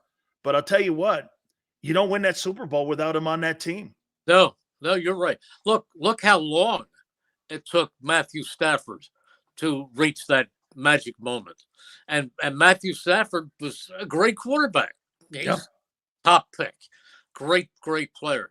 But there are others who came out of college. Now, I hate to be, memory lane, but you go back over the years and look at the quarterbacks who came out of college with great tools. I'll give you a name. Jeff George. Oh, yeah. Jeff George. Unbelievable. I knew him. I played against him in college and in the pros. And he could sit on one goal line and throw it 100 yards to the other goal. I'd never seen a guy with an arm that big in my life. But if you were putting change together, it's under 40 cents. Yeah. I'm telling you, there have been great talents that came out and for one reason or another never reached that talent, never reached where it should have taken him. So I was talking to Mike Quick about his golf game. He says he's doing really well. And I go, you know what Merrill said? Merrill says, you're always on vacation. He goes, Merrill, he's one to talk. He's always on a golf course. He's always got a putter in his hand too. So if he's telling you anything different, I go, Mike, he goes like this. He says, you're always on vacation. He goes, Dan, when that last second of the mic with Merrill ends, I am out of here. You two guys are fabulous. What a great chemistry, man. Really great chemistry. That's because we're friends off the air too. We're great friends, and Mike is a wonderful man and a terrific color analyst. Is it the short irons, long irons, the short game? How are you out of the sand? And do you hit them straight off the tee? What's the best part of a Merle Reese? What's the best part of a Merle Reese hole when you're lining the tee up and you're on the tee box? What's the best part of that driving hole for you? I'm straight. Me too, Merrill. I do have a short game. I do have a good short game. I do have the bunkers don't give me any trouble. I have something, if I were to show you on the floor behind me, it's called a putting board, where it's set up at a different angle and I can run the putter against it until it grooves my stroke. Huh. I practice a lot. I hit a lot of balls. I love the game, but I am distance challenged. I'm not going to be out there with Mike. As I say, I hit it straight, but I can hear it land. Yeah. Move your stance up. You might get some more distance. Hey, Merle. If I grow. Merle, thank you so much, my friend. It's always awesome catching up with you. Thank you, Dan. Good to speak with you. You got it. The great Merle Reese. I appreciate always when he takes time for us and finds some time. Big Sills will give you his top 10 linebackers. Do me a favor. We'll reset. Hit the like button. Keep it here, National Football Show. Underdog Fantasy is the easiest place to play fantasy sports, and certainly the easiest when you're watching the NBA. And the NBA playoffs are almost here, and you can win money making picks. What are you waiting for? Sign up on UnderdogFantasy.com and use the promo code WIN. An Underdog will double your first deposit up to $100. That's UnderdogFantasy.com. Use the promo code WIN. Get ready for the NBA and get ready for the NBA playoffs. Go to UnderdogFantasy.com. Use the promo code WIN.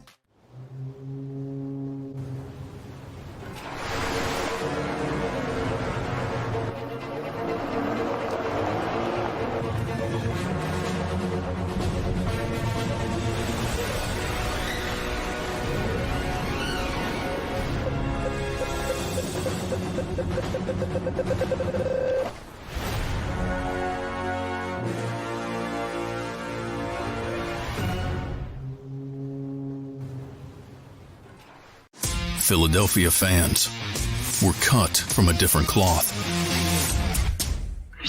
Born into a brotherhood and bonded to our team for life. We believe anything is possible because we've witnessed the impossible.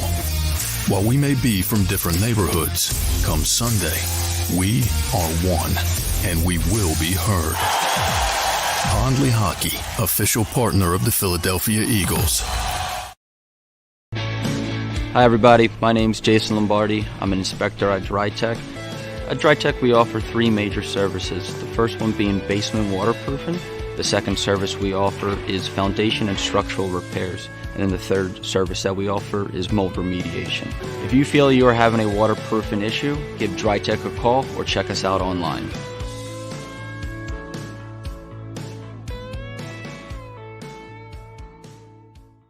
Mike Little was a union construction worker who was badly injured when he suffered a horrific fall because of someone's negligence. His life would change forever. It was just a real downward spiral with everything you do, and you're sitting home by yourself all day. You can't go out because you can't drive, you can't walk well. It was just a horrible situation.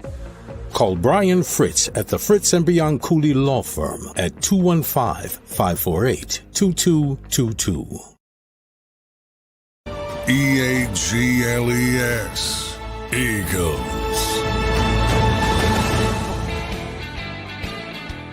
Sills! I think I'm going to paint my fingernails Kelly green.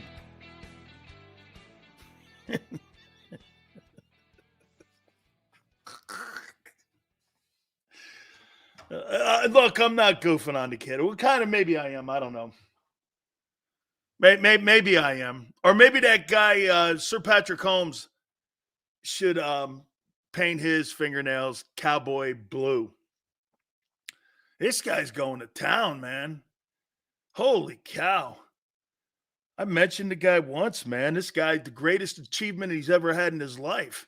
Seriously, that guy looks like a fatter Anthony Gargano. He does. He looks like a fatter Anthony Gargano.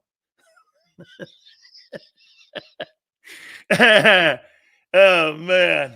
Unbelievable. Okay. I thought you did the top 10 linebackers yesterday. I said top 10 players. If I said linebackers, that's my fault. If I said LBs, that's my fault, dog. Okay? I got my top 10 player. Oh, by the way, hang on for a second. Hang on.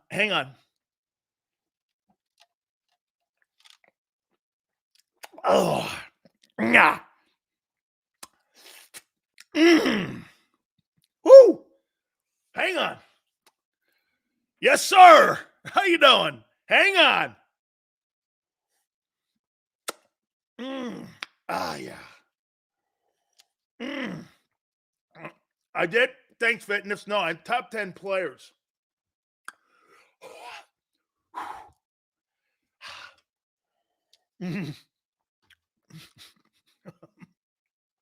Purple drink. Yeah, right. Big Seals is getting loaded on AMW. How you doing? Okay. Before I do my top 10, Warrior, thank you for helping me out. Players in the draft. Here is the Big Sills MVP preseason list that we have right now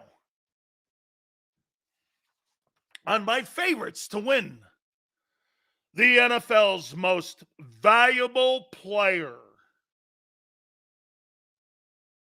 Here we go. At number 10, this man is known as the throwing Samoan. Tua Tagovailoa. Dolphins at number 10. Number 2, preseason MVP favorite, according to the sports book of Big Sills. Number 9, the man who has made more money than any quarterback in pro football history and in the worst division in football. Kirk Cousins, Falcons. Number 8,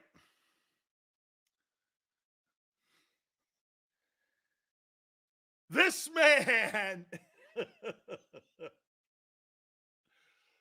this man, according to the Big Sill Sportsbook,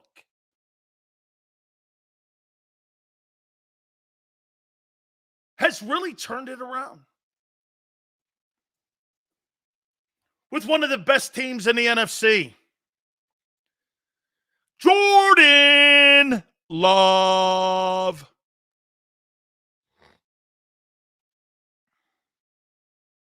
Number 7. This man lives in a teepee in the offseason.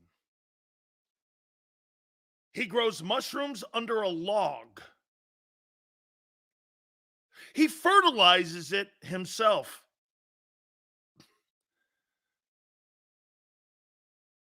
Aaron Rodgers. The Big Sills MVP Sportsbook preseason MVP. A-Rod. The dope man. Number 6.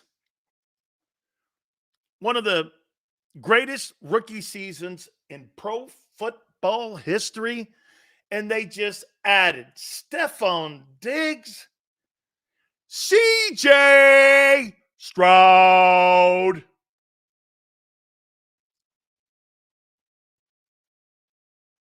Number 5, on the Big Sills preseason Sportsbook Most Valuable Player, MVP. This race will be tight. Justin Herbert, Chargers. Number 4,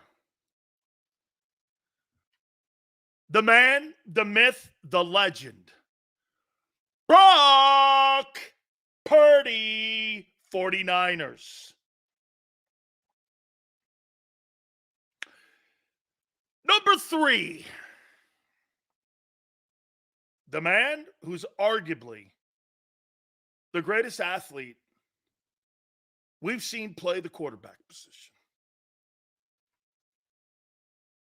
I'm very hurt that he didn't go to the University of Miami. Lamar Jackson, Ravens. Number 2. The second best quarterback in pro football. Josh Allen.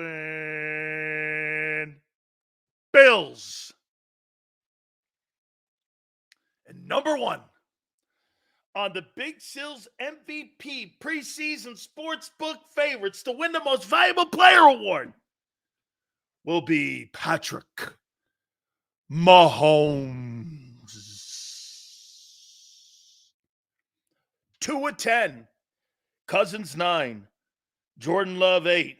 Aaron Rodgers 7. CJ Stroud 6. Justin Herbert 5. Brock Purdy 4. Lamar Jackson 3. Josh Allen 2. And Patrick Mahomes, number 1. There is the list of quarterbacks who are going to make a splash this year in the National Football League. Yes, sir. The list is diabolical. The list is truthful, you mean? Joke of a list. That's wild. What's wild about it? What's wild about that? Let's just take a look at that. One's not going to be a problem. The guy who's 2 won 4 straight AFC East championships and has the highest win percentage of any quarterback since he's been drafted in the first round. I don't know. Lamar Jackson, last year's MVP. Brock Purdy went to the Super Bowl. Justin Herbert gets Jim Harbaugh. CJ Stroud was Rookie of the Year. Aaron Rodgers, a 4-time MVP with new talent around him. Jordan Love was in the playoffs and killed the Cowboys. Kirk Cousins had 18 touchdowns and 4 picks in 6 games before he got hurt, and now just signed a brand new $200 million contract in Atlanta in the worst division. And here's Tua, who's going to sign a $55 million contract. What's so BS about the list? And by the way, if I'm not mistaken, every single person that I named on this list outside of Cousins, Rodgers, and Herbert made the playoffs. Big Sills! You don't think I'd ever put Jalen Hurts on a list of a preseason candidate and MVP after what that guy did with his nuclear meltdown. Never happened. Never happened. Can't have a nuclear meltdown like that, son. What would give you the right to be on an MVP list when you lose 6 or 7? Hey, what would make you put a guy on a list who lost 6 or 7 and got beat by Baker Mayfield in the playoffs? Matthew Stafford played better down the stretch.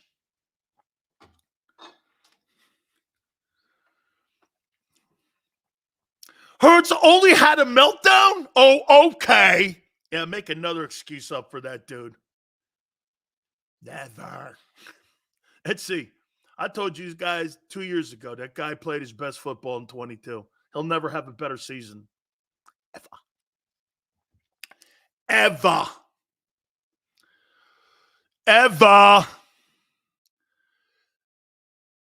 Big Sills, do you think Pep Hamilton is a good quarterback guru? I think he's okay. Jalen was an MVP candidate last year. No, he wasn't. So was Dak. Jalen was an MVP candidate for 6 weeks. 6 weeks. Well, I thought they played 19. Hollywood. All those quarterbacks can read defenses. Amen. Hurts can't. Hurts can't read a defense. Here's Jalen.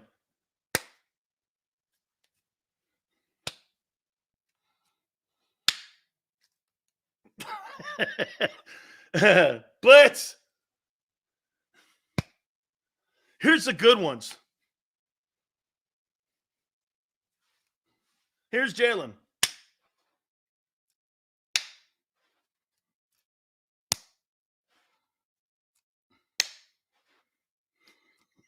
Oh, not in the middle.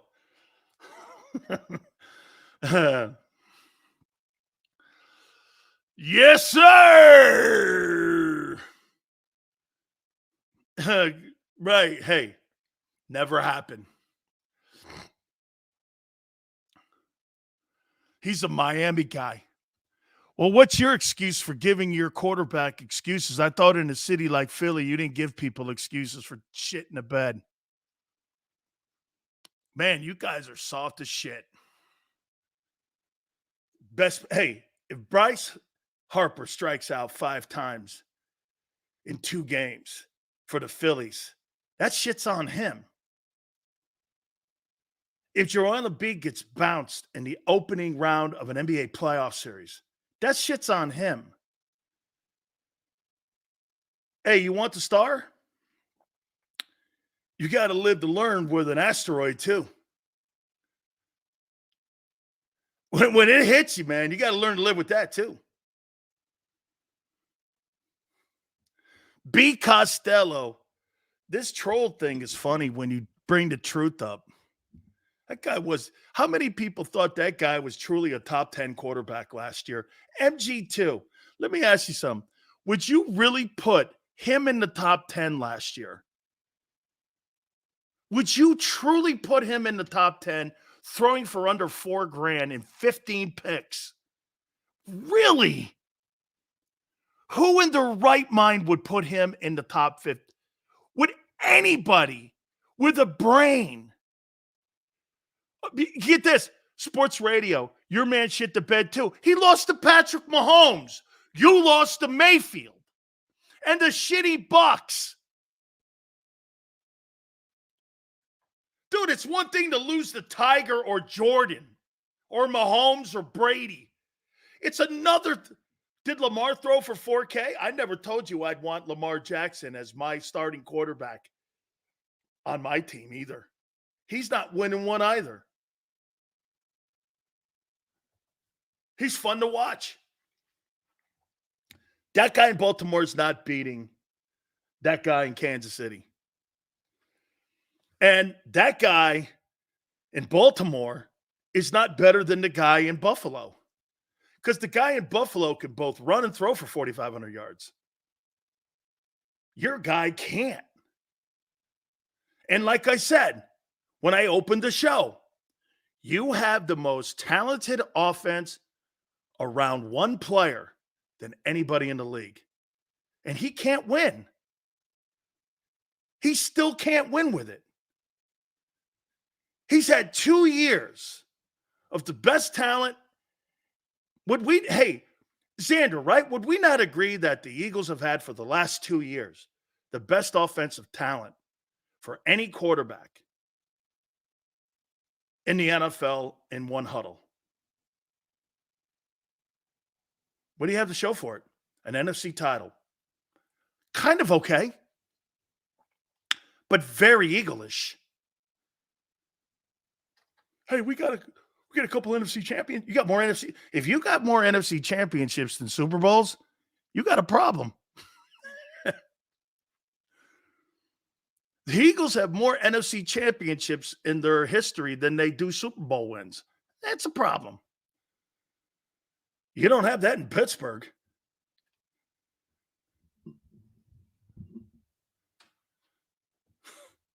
I mean,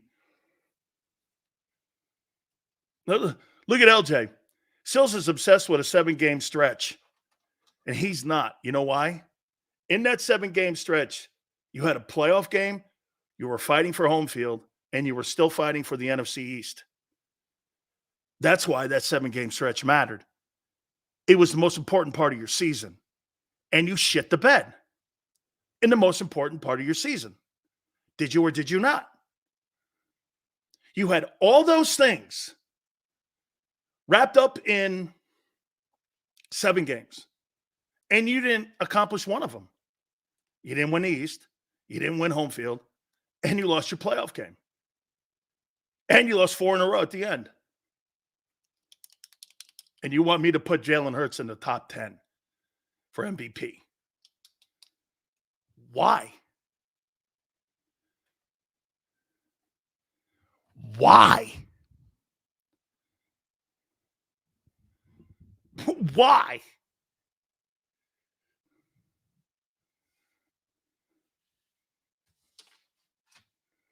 Josh Allen got beat by Mahomes. And you got beat by Drew Lock, Baker. Do you think they surround him with talent, not only because they don't entirely believe in him, but to overcompensate for not having solid coaches? I don't believe that they don't think that they hire solid coaches. I think it's because they know the quarterback's limited. You don't keep adding pieces to your offense when you see other quarterbacks that can carry teams to Super Bowls with lesser talent and beat teams with more talent if you think your quarterback doesn't have deficiencies. They know he's a one-read guy. They know he's a one-read guy. That's why they have to bring in as much talent as they can. There's a reason they're overloading the offense, payroll-wise and talent-wise. It's more evident than ever. I think the more you keep bringing in for Hurts, the less you trust him. It makes it easier for lower quality coaches. Boy, I would hope not. And guess what? But to your point, Q, you have all that money you spent last year, and you hired guys with no experience. I can't dismiss it. You're right. They thought because they had all this talent they hired and paid that they could hire shitty coaches. Or I wouldn't say shitty coaches. Coaches that were with less experience and thought it would carry through, but it didn't. That's why the pivot in hiring all these experienced guys. And William goes, Allen got beat by Hurts. He had 502 yards in that game, and Stephon Diggs had 70 of it. When are you going to realize you have the most talented huddle in pro football, and you can't win dick with it? When are you going to get that through your heads? But 502 and lost. Okay. He had 502. He loses in the playoff to Lamar or to Mahomes. What was your excuse? Oh, well, let me guess. Shitty coaching.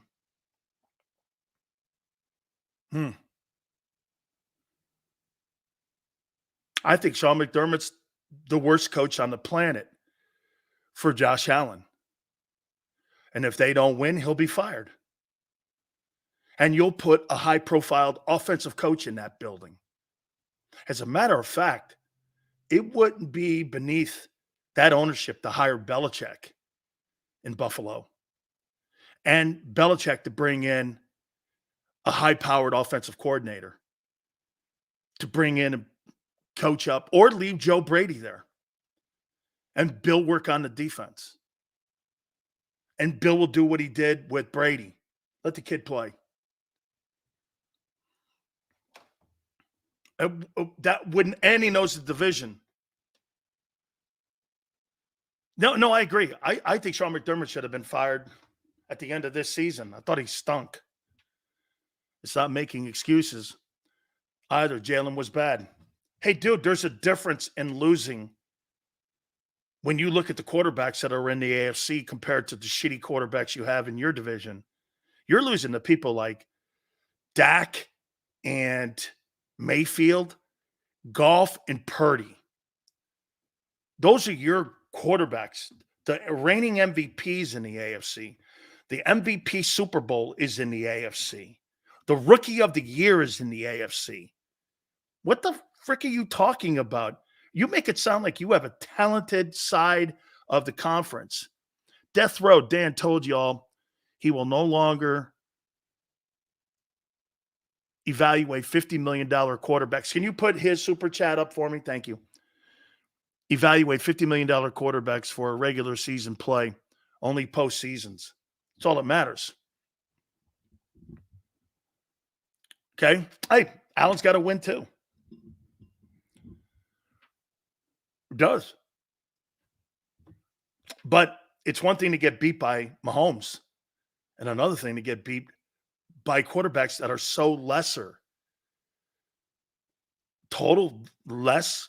Here's something to think about too. You want to know what you have in this coming draft? What's the worst thing in the world that you see in this upcoming draft? What's the worst thing you see in this draft coming up?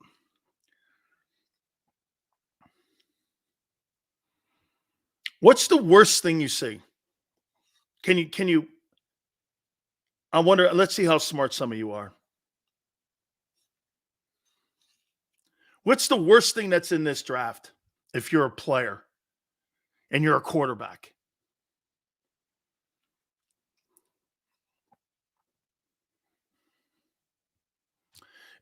Denny goes, agreed, doesn't fall on one player, but collectively. That's not how that works. You know better than that. When the Cowboys suck and get beat, it's Dak's fault. When the Cowboys win, it's a team effort. It will always be that way. Crapshoot at quarterback, says Kyle. Going to the wrong team. Expectations. What's the one thing in common with the top of the draft with the first 3 picks? And you're a quarterback.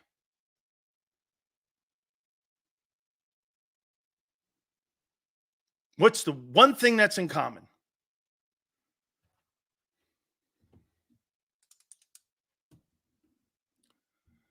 Forrest goes, oh, those teams suck. O-line. Unknown QB talent. Q, you're right, Sills. I was backing up my joke. Jalen played poorly. The whole organization was bad last year. I was just clarifying I wasn't making excuses. Gotcha, brother. You're going to a bad organization. You're getting there, Twiz. Daddy T goes, spit it out. Okay. Matt Eberflus, defense. Dan Quinn, defense. Mayo, defense. And you're a quarterback and you want to go to that when you don't have a play calling head coach? No, thank you. All 3 of those quarterbacks who get drafted will struggle. If I'm a quarterback, do you want to play for a defensive-minded coach in today's NFL?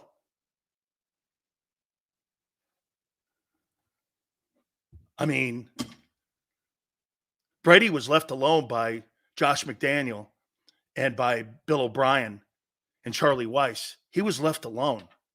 But Belichick schooled him. All 3 of those organizations are run by defensive-minded and defensive-centric head coaches. All 3 are defensive guys. And you're a quarterback, and you're going to the same situation that Eagles have right now with a non-play calling head coach. You have no chance of success. Or how about this? You may have some type of success. But what's going to happen if they have success in Chicago? That coordinator is going to get signed somewhere to be a head coach somewhere else. Back in the boat again. You'll never have consistency at any one of those places. You think Cliff Kingsbury is going to stay in Washington if Jaden Daniels has a great rookie year? Why would he? He'll take a college job or he'll take an NFL job. Kingsbury's going to be, if Jaden Daniels goes there, Jaden Daniels is going to have a good season because the best offensive guy for the guy that fits, I think, will be Jaden Daniels and Cliff Kingsbury when it comes to the rookie quarterbacks. Okay? And look what Herbert has a play-calling head coach. Okay? He's got a play-calling head guy.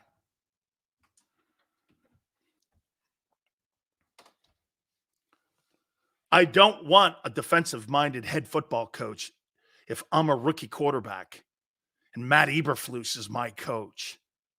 Why in the world would I think that would work? It hasn't. The days of Pete Carroll. Hey, you want to know why Mike Vrabel didn't get a job? No one wants to hire that.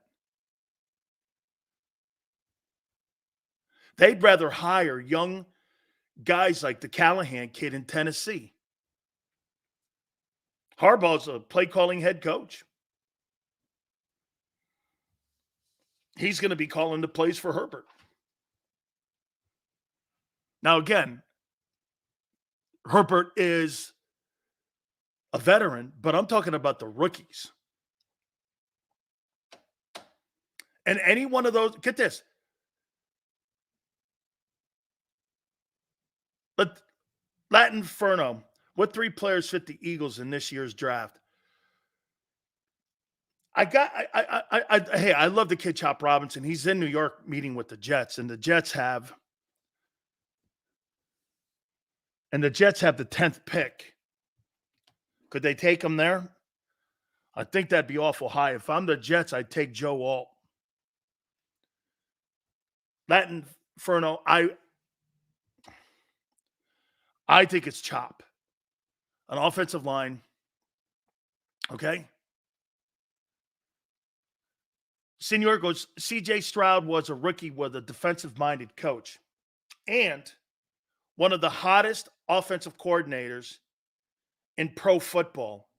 And what did he do? He was interviewed by 6 different head coaches, and they struck gold, and they were lucky. He decided to turn down numerous jobs, and he went back to Houston because he didn't like the job openings. DeMeco Ryans wasn't calling plays. That coach that was that offensive coordinator is the hottest offensive coordinator in pro football and will be massive. Okay?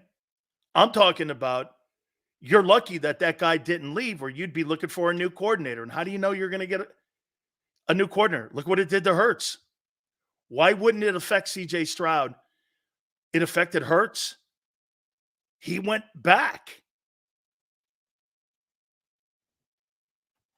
Yeah, Bobby Slowick interviewed with 7 different teams, and it was his decision to go back.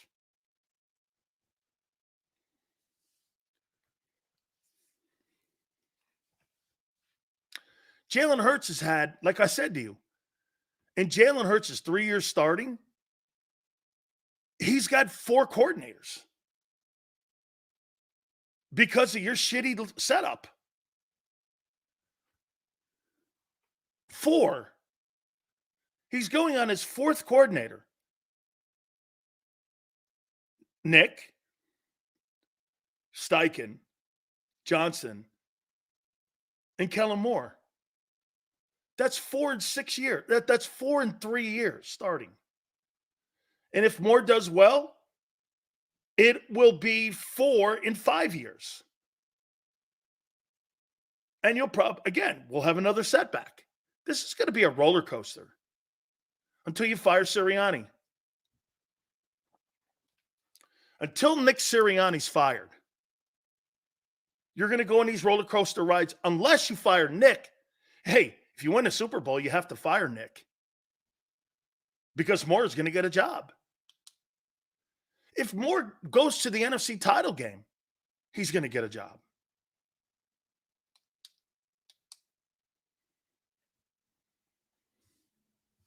And again, I see some of you in here saying, hating. You tell me, you really think that if Kellen Moore turns Jalen Hurts around, other organizations are not going to interview him and hire him as a head coach, and he leaves the Eagles?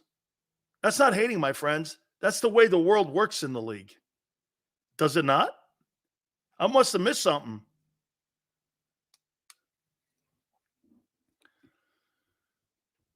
Can't the coordinators turn down jobs, though? Fitness. Yeah, the guy in Houston did. Why in the world Kellen Moore turned down a head coaching job where he can make $10 million a year? Xander says, I don't even think Howie believes we're going to the Super Bowl this year. He traded Reddick for a huge dead cap hit and a 26 pick.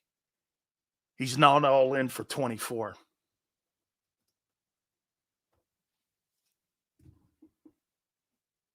Can't be. Not with the way that defense. They haven't addressed shit on it. They haven't addressed the defense at all, really.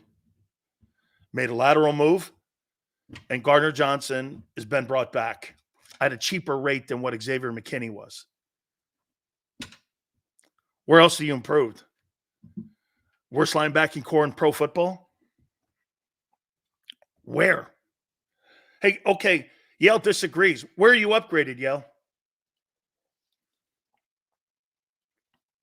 With a new 34 scheme and a new coordinator.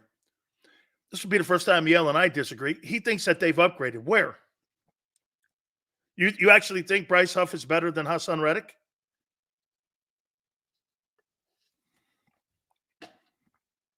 Yeah, where are they? Where in that football team are they better?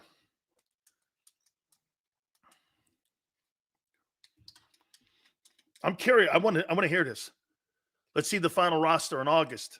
Final roster in August. So what? You're going to sign more spare parts, bring in a guy who, like Devonta Maddox, who absolutely sucks. Okay, because he can't stay healthy. Where? And you're telling me if you're going to gamble that the draft choices are going to step up. I asked you on defense, Yale. Were they upgraded on defense? Your problem was a meltdown on defense last year. And the inability to move the ball with coaching on offense. Let's see what happens. Well, you've got 90 days to training camp. You understand that? Training camp is in 90 days. Gardner Johnson. Okay.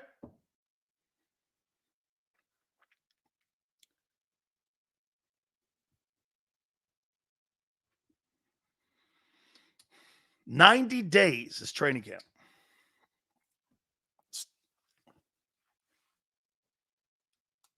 And where are these moves coming from?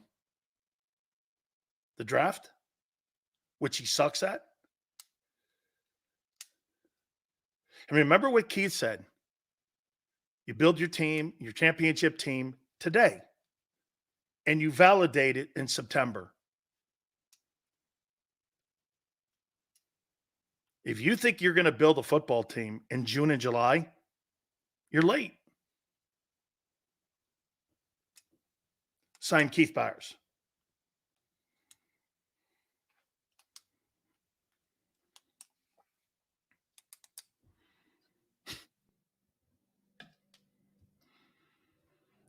Sign Keith, not Big Sills.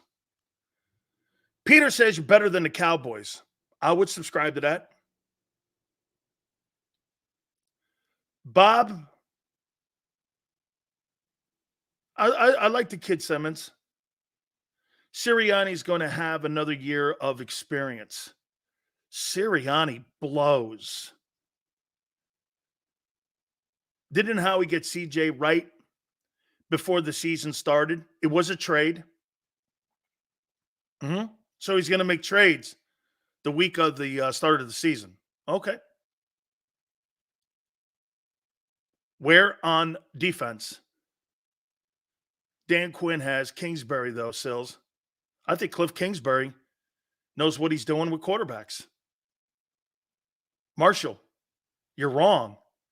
That guy won 11 games in a division with Sean McVay, Kyle Shanahan, and Pete Carroll in Arizona. He also developed Patrick Mahomes and Kyler Murray and worked with Caleb Williams, who's going to be a number 1 overall pick. That's not a horrible resume.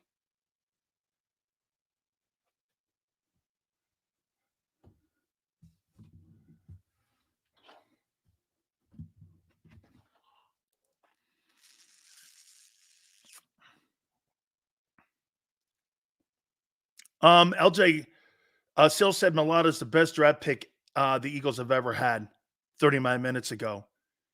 They can't draft. They can't draft defense. Yes, you can't. You cannot draft defense. That's the best draft pick they've ever had. Yes. 2 things can be true, dude. You can't draft defense, and that's a great draft pick. And it seems that all of your draft picks are really great on offense. They blow on defense. And for every Devonta Smith you have, there's a Jalen Reagor to boot right behind it. And for every Brandon Graham, there's a Derek Barnett. And for all those crappy linebackers that you've drafted, there's a litany of guys that you fire every other year. Every other year. Your corners are awful. You haven't drafted a corner in the first round in 20 years since Lito Shepherd. Come on, man. Look at the reality of it. What are you talking about? You're making it sound like that organization does a great job at maintaining defensive continuity. You're now in a new scheme. You got now this is your 3rd coordinator in 3 years. You know, when you constantly are changing department heads, think about this, Xander, everyone. So in the last 3 years, you've changed department heads 3 times. You're changing scheme. You're revamping your defense. And you're signing players to the one part of your team that you don't really need to because you don't trust your quarterback. I mean, bringing Barkley in is a sign that you don't trust your quarterback or you're doing something to protect him for whatever reason. The good organizations have balanced rosters. You don't. How many people believe that you have a balanced roster right now? I mean, look at the money you spend on one side. I wonder how much that is. Think about this. So get this. Just think of the money. I'm not talking about cap hits here. What's the record over the last 3 years? 0-3.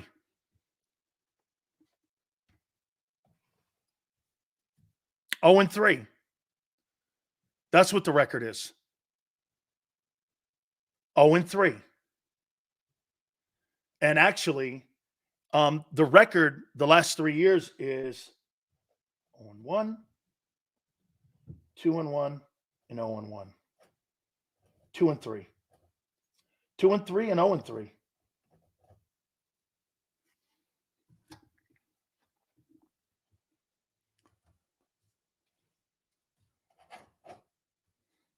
That's what your record is. Can you agree that LBs are at least faster than those slow dudes last year? Not saying these dudes are world beaters, but at least they can run. I want football players, not track stars. They might have to be a second blue tent. It's going to be pretty filled with defensive players this year with Devonta Maddox. My goodness. This stupid sign. It's totally a stupid sign. It's totally a stupid sign. Take a look at this. So now you're paying Mailata $23 million, your guard $20, your right tackle $25. You got $68 million and 3 players of your 5 guys in your O-line. And if you count Juergens, you're paying $70 million in your offensive line for your 5 guys. You got a wide receiver you're paying $25 million to. That's 95. You got a back you're paying $10 million to. That's 105. You got a quarterback you're paying $55 million to, or $50 million. That's $155 million of Jeffrey Lurie's money. I'm not talking about cap hits here. You're paying $155 million in that huddle. And you're 0-3, or you're 2-3 in the playoffs. Is it worth it to hang around the rim?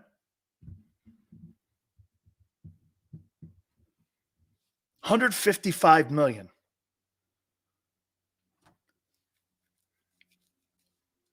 The cap is $250.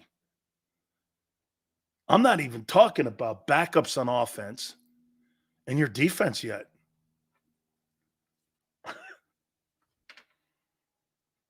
You think that's a balanced way of doing business?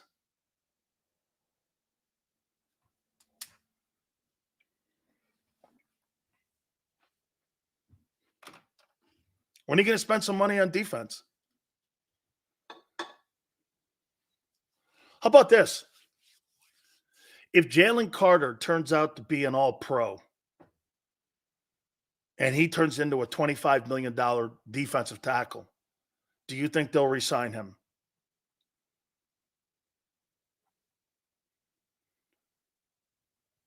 Would you draft Brock Bowers over defender? That'd be a tough decision. Whew. But you're at 22. I mean, you got to take the best player available. How many people believe that they're going to sign Jalen Carter to a $55 million deal or $25 million deal or 30 maybe? Okay. Xander thinks they'll pay Carter. Well, that means Davis is gone then, right? Xander, that means Davis is gone, right? And then Jordan Davis will officially be a bust when they have to redo him. Is that correct? Because as of right now, Jordan Davis is not getting another contract in Philly. He hasn't fulfilled that 13th pick in any way, shape, or form. He's playing like a third rounder, maybe even a fourth rounder.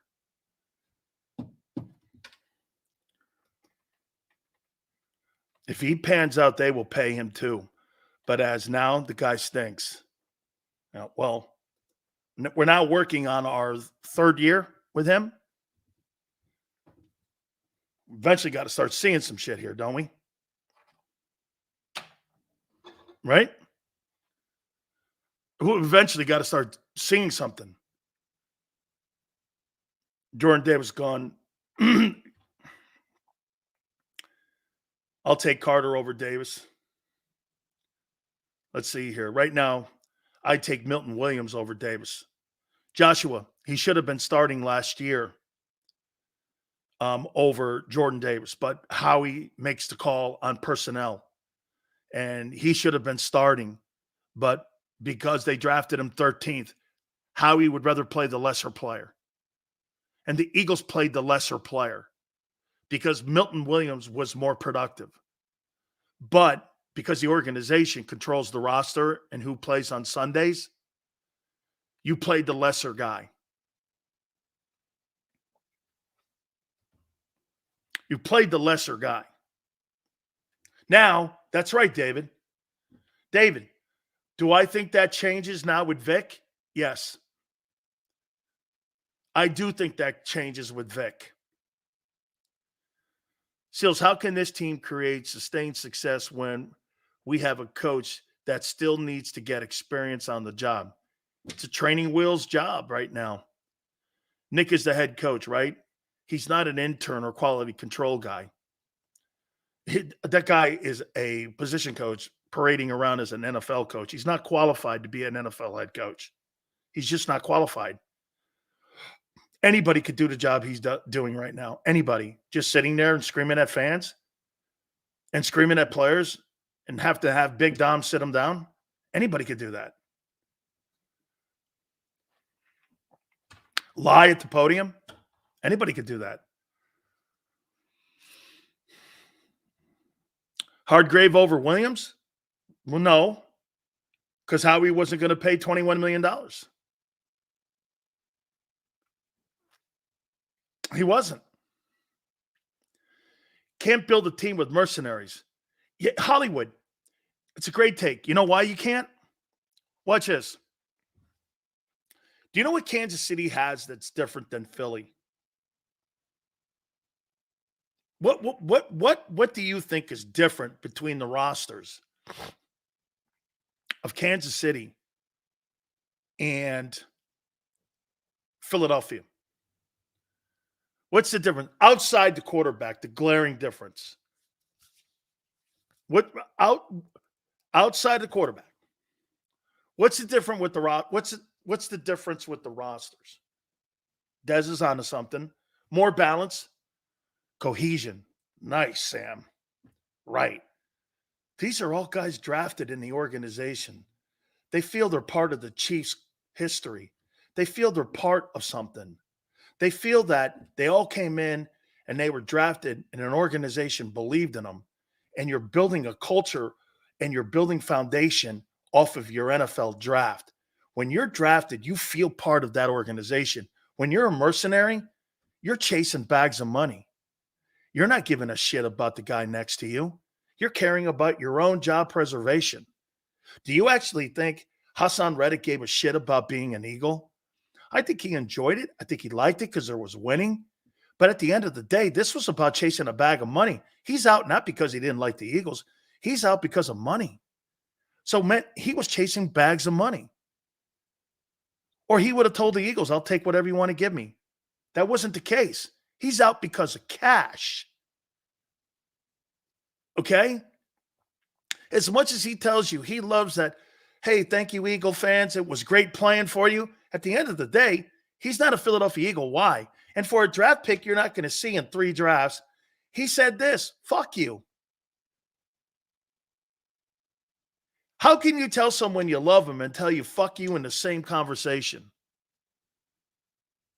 Do you understand that about free agents?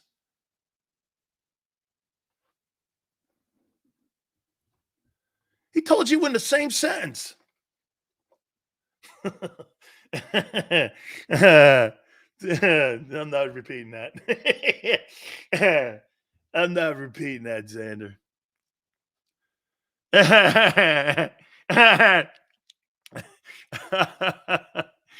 I think LJ and you have. Are you texting LJ here?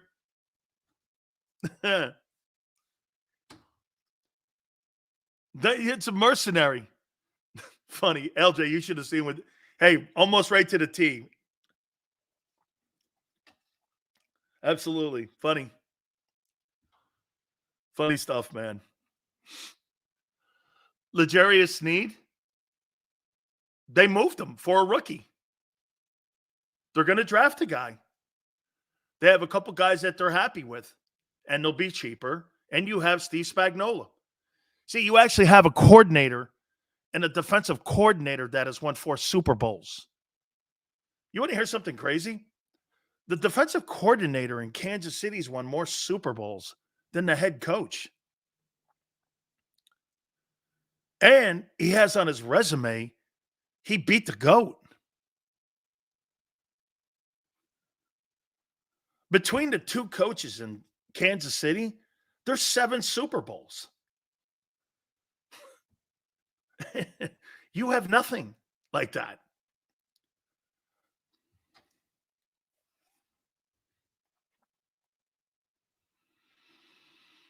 Every year, double-digit roster turnovers, terrible.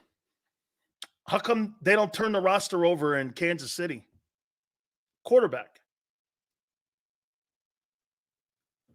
The more you add, the worse it is. Not the better. See, people are looking at, well, the Eagles made all these moves. I think that's bad.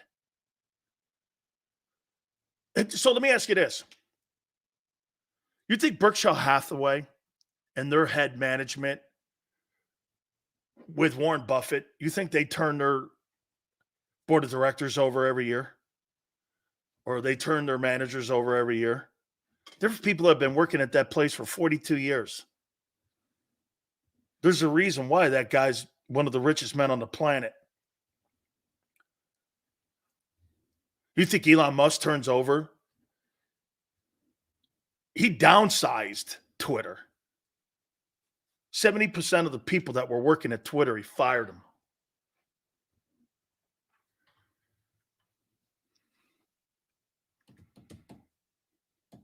You think all the major companies on the planet turn over front office people?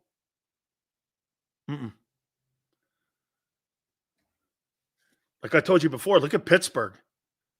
Pittsburgh has some of the same people that have been working in that front office for 55 years. You have 4 coordinators in 3 years. It's not a way to do business. How about this? You have 3 different linebackers that are playing the mic in the last 3 years. How's that possible? Is that stability? Now you're changing over your edge rusher every 2 years. And correct. That's right, Flexen. You don't build a future for your defense. You're building a future for your offense. Now, today's NFL is different. I'll give you that. I will. More teams are going to spend. I believe more teams are going to spend. More teams are going to spend more money on the offensive side. It's true. I wouldn't say Warren Buffett's cheap. I'd say he's frugal. Goes and gets the same chicken sandwich every day at the same diner, has a Coke, and has an ice cream cone. He's been doing the same shit forever. And at the end of the day, you know what he carries in his wallet? $500. Here's a guy that's worth like $45 billion, and he has $500 in his pocket. He goes to the same place and drives a station wagon. It's crazy. I asked him how much he carries in his wallet. He goes, $500. I go, are they in hundreds at least? He goes, yeah. He carries $500 in his pocket. Supposedly they have some sort of psychotic Final Four March Madness tournament pool that everybody plays at Berkshire, and they all play in it if you're an employee. Okay? Hurts is a top quarterback. He doesn't need a good OC. He was injured last year. What his feelings? Mahomes without Kelsey's mortal. They said the same thing without Eric Bieniemy and Tyreek Hill. Let me ask you this. What do you think Gronk and Kelsey would be without Brady and Mahomes? And say he had Jalen Hurts. Dallas Goedert?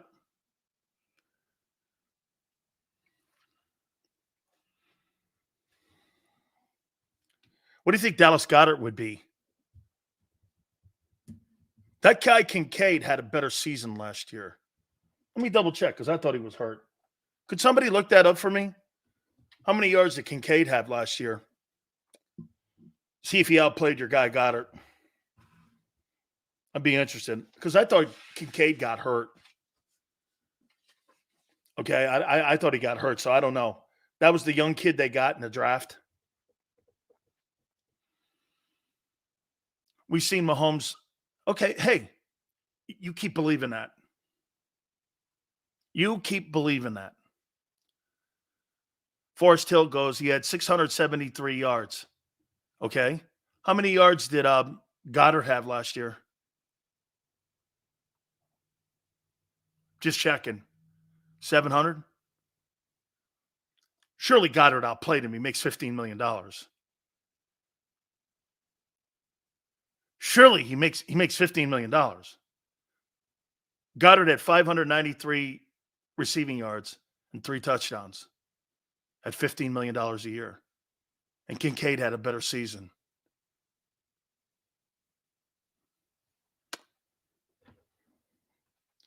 Yeah, that's fiscal.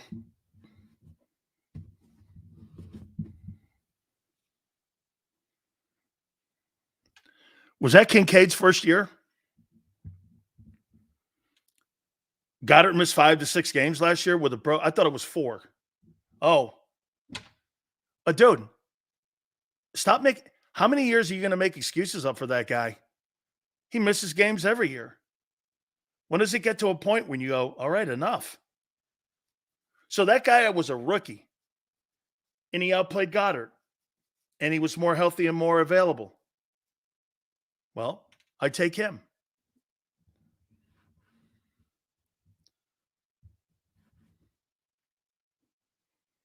If you're in the tub,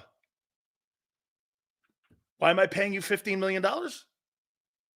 And you're hurt every year. Well, he broke his, was it wrist? What was the year before? He missed, the year before that. And then the year before that. I'm losing track of all these. This guy's like a crash test dummy.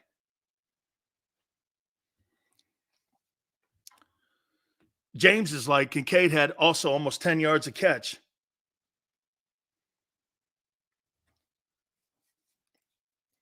Dallas Goedert is not worth the salary you're paying him. Blame the OC, not Goddard, for his injuries. Really. That's a new one. It's the OC's fault that the guy gets hurt every year and misses critical stretches of the season. Or maybe it's because he's not durable enough. Did you ever think of that? That he's not durable?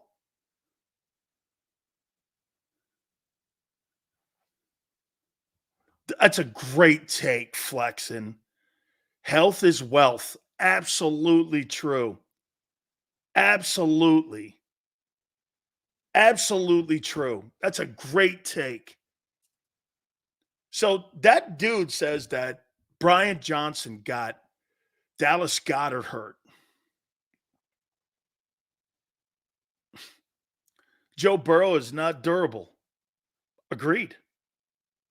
He's got one more year with me, and I'm calling him right now Joe Namath Burrow. As good as that guy is, you can't keep missing games, son. And be the highest paid player in the league? Absolutely not worth it. No way is that worth it. You can't build continuity in an offense around Joe Burrow if he's not healthy. It's one thing not to have a good season. It's one thing not to be there.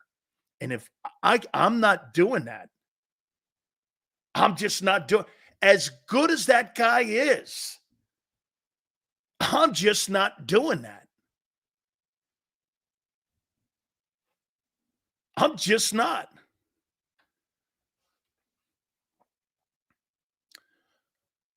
If Goddard's tackle was dirty, then there will be zero tackling in the NFL.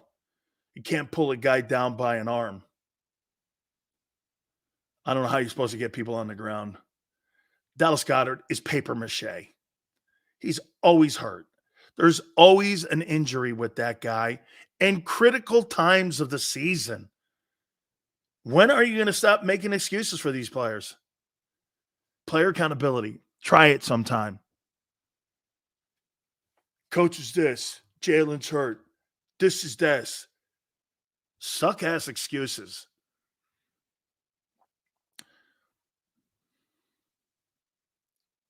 Hey, Sam's right. Seals, do you know how stupid it looks looking for linebackers every year? Sam, they're not, though. Patrick Queen was right there for them. And they didn't want to pay the 17-8. You paid for a one-year guy and a prove-it deal. The Steelers gave Patrick Queen a 3-year contract at $18 million per annual year deal. That's investing in a player. The Green Bay Packers went to Xavier McKinney and gave him $17.5 million. That's investing in a position. The Eagles sign these one-year deals every year. There's not a chance in hell. I'm telling you, the way they build their defense is not remotely close to all the great things they do on offense. It just doesn't look the same. 49ers blueprint, no free agents with prior injuries. You know why? Hollywood. John Lynch doesn't sign injured players. John Lynch is not looking for a deal. He's looking for football players. That's what John Lynch does. And get this, when you look for football players, it's going to cost you more. not 1 year prove it deals where you're back in the same shit again.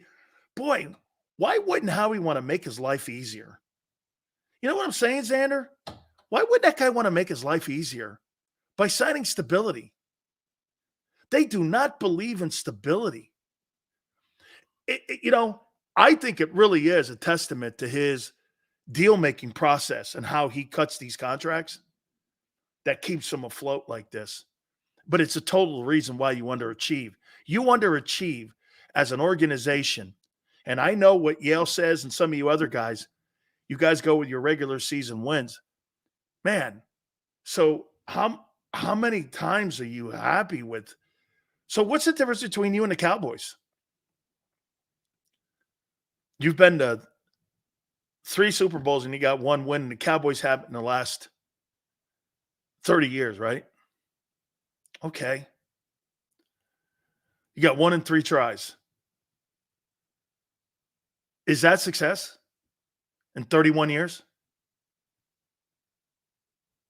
In 31 years, that guy's owned the team. You think that's success? 3 tries and 1 win.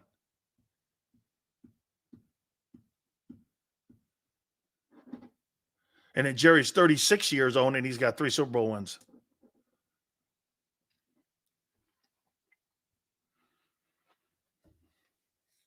I don't know,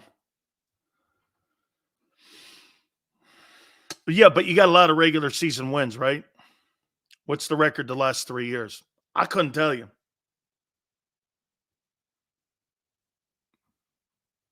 LJ goes, what about the teams that haven't won a single Super Bowl? Okay, so let's do this. Let's start comparing the Eagles to the Jags, because you're not worthy of being compared to the Chiefs, the Packers, the Seahawks, the Ravens, the Rams.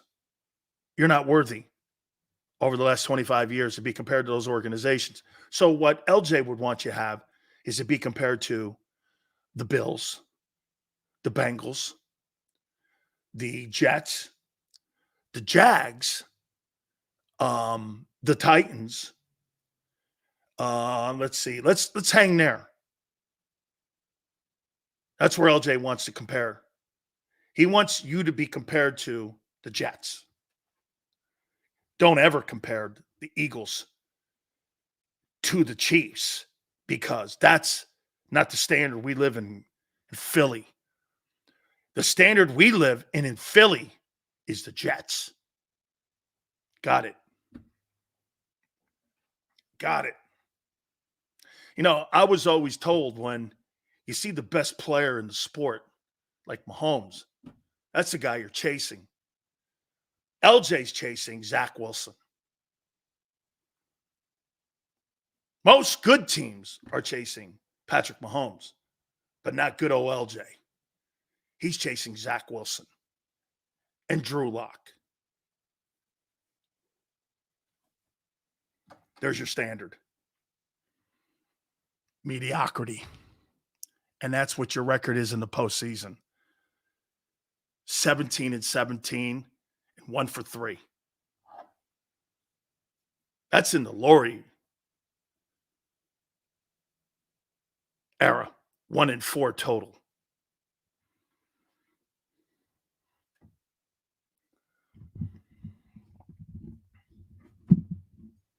Good old Zach Al. Hey, good old Zach Wilson. Yes, sir, baby. We need to put that on a reel. LJ, don't compare us to the Chiefs. You got to compare us to the Jags and the Jets. Or the Titans or the Falcons. Those teams, the Lions.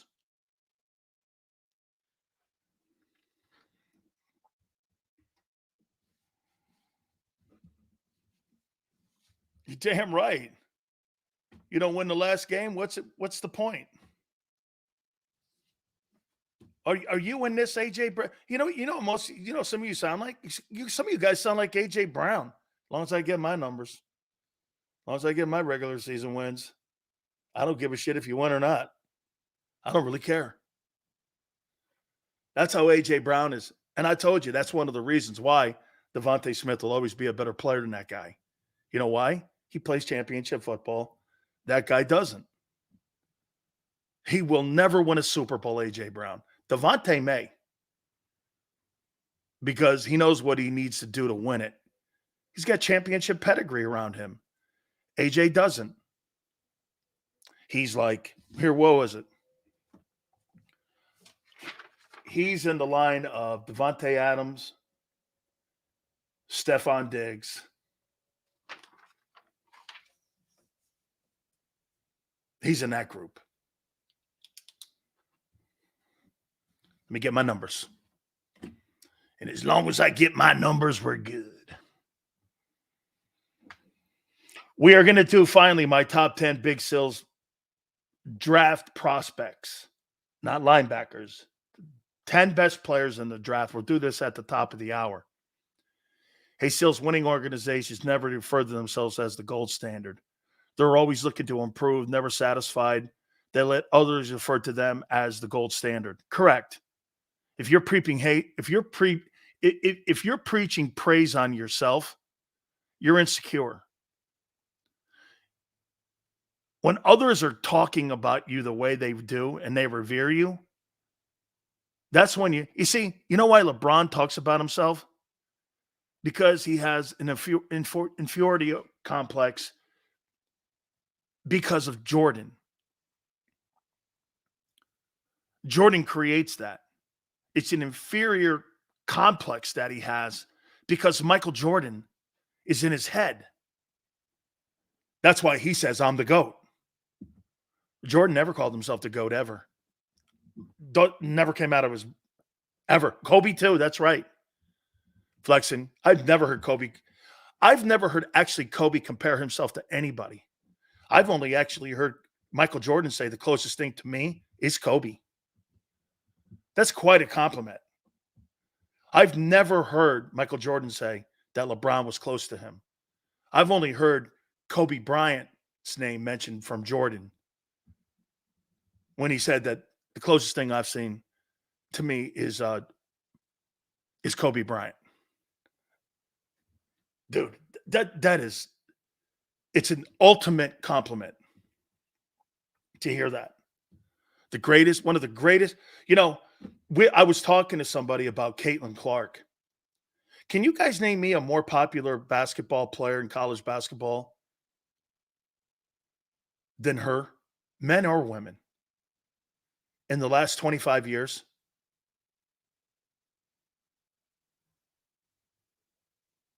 Christian Laettner?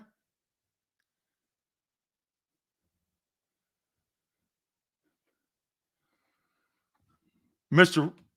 Rudy. Sills, keep cooking, man. You got Sherlock Holmes in shambles. He keeps working these dudes on YouTube. David Thompson, that's 74, Blake. Kobe did say that if Shaq had his work ethic, they would have 10 rings. Shaq was offended. Shaq don't like to hear the truth. It's true. If Shaq had the same work ethic that Kobe and Jordan had, he would be considered the greatest big man of all time. Instead, it's Kareem. Joel Embiid, too. Fool's gold. Shit, Dennis Rodman's got 5 rings. Think about that. Dennis Rodman has 5 rings. Bird has 3. Sills, you think when the 49ers blew the Eagles out, it ruined them mentally for the 23 season? Boy, you sure hope not. How about when the 49ers got beat by the Browns and Josh Dobbs? I mean, they overcame that. Or how about when the Chiefs were going through those bumpy rides? They overcame that. You would surely hope that they have more mettle. Okay? All right, I'm going to take a timeout. We're going to talk about the top 10 players that I think are in this NFL draft. We will reset Hit the like button. Keep it here, National Football Show. Underdog Fantasy is the easiest place to play fantasy sports, and certainly the easiest when you're watching the NBA. And the NBA playoffs are almost here, and you can win money making picks. What are you waiting for? Sign up on UnderdogFantasy.com and use the promo code WIN. An Underdog will double your first deposit up to $100. That's UnderdogFantasy.com. Use the promo code WIN. Get ready for the NBA and get ready for the NBA playoffs. Go to UnderdogFantasy.com. Use the promo code WIN.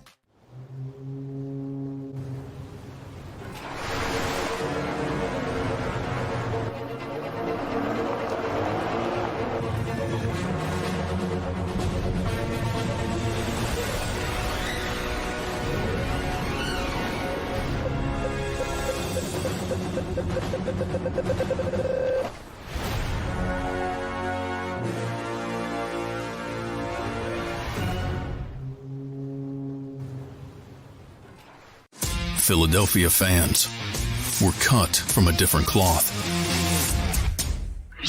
Born into a brotherhood and bonded to our team for life. We believe anything is possible because we've witnessed the impossible. While we may be from different neighborhoods, come Sunday, we are one, and we will be heard. Pondley Hockey, official partner of the Philadelphia Eagles. Hi everybody, my name's Jason Lombardi. I'm an inspector at JAKIB. At JAKIB we offer three major services, the first one being basement waterproofing, the second service we offer is foundation and structural repairs, and then the third service that we offer is mold remediation. If you feel you are having a waterproofing issue, give JAKIB a call or check us out online.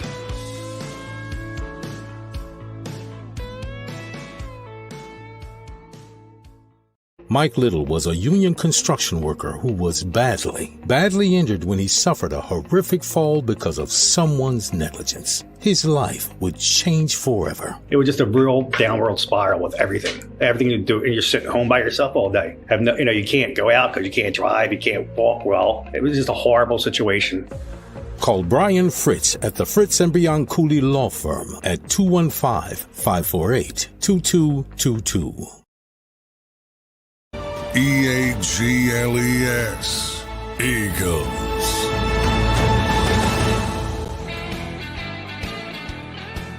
Big Sales Power Hour. Appreciate all of you coming aboard. Please, those of you who know me, we've been doing really well on the super chats. We appreciate that, guys. By the way, thank you. You guys been absolutely killing it over the last 2 weeks, 3 weeks, ever since I was reminded by Xander. We're missing some of them. And so thank you very much. You guys are really wonderful. I appreciate that. It means a whole hell of a lot, even in our disagreements. You guys are respectful and you guys are awesome. And I totally thank you guys so much. Shit LBs this year. Yeah, there's 4 in the draft that are good. Okay? There's 4 in the draft. Iowa or South Carolina women basketball team will win it all. Well, Iowa beat South Carolina last year. Clark beat them. I forget. Beat them last year. Dick Train says the Eagles are one of the top teams in the NFL. No, they're not. You have a horseshit defense. We had a meltdown at the end. So what? Everyone else has them. So you think teams lose 7 and championship teams lose 6 or 7? Who?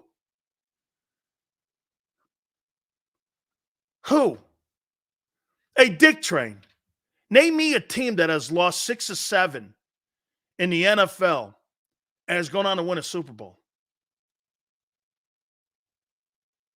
Come on, Dick Train. Who? Lost 6 or 7.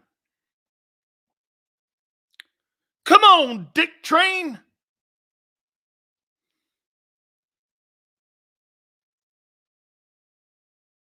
Who? I sound like an owl shitting through feathers. Who? Come on, Dick Train. If the Eagles stay pat at 22, do you think Darius Robinson from Missouri could be a good pick, or is Chop better? He's a good ball player. Hey, dude, Miguel, thank you very much, by the way. Miguel, that Missouri team's got 3 dudes that could potentially be drafted in the first round. They got some good ball players. That Tiger defense last year was good. They were good. Come on, Dick Train. Hey, Dick Train is more famous than Sherlock Holmes. Yeah. Don't worry, Dick Train. Dude, you're more. Hey, that guy, Sherlock Holmes, will never. You'll be on this program, Dick Train, before that guy, Sherlock Holmes. Don't you dare worry, dude. James, thank you, brother. Not everyone who brags in themselves has issues. If you're Clark Kent without glasses, then it's okay. You're Big Sills. Now do Xander dance. Do the Xander dance. The only way Xander does it. You know what Xander's dance is? What am I doing? I'm pulling money out of an ATM. That's a Xander dance. Anything involved with money. I'm pulling money out of an ATM. Okay? That's a Xander dance. Okay?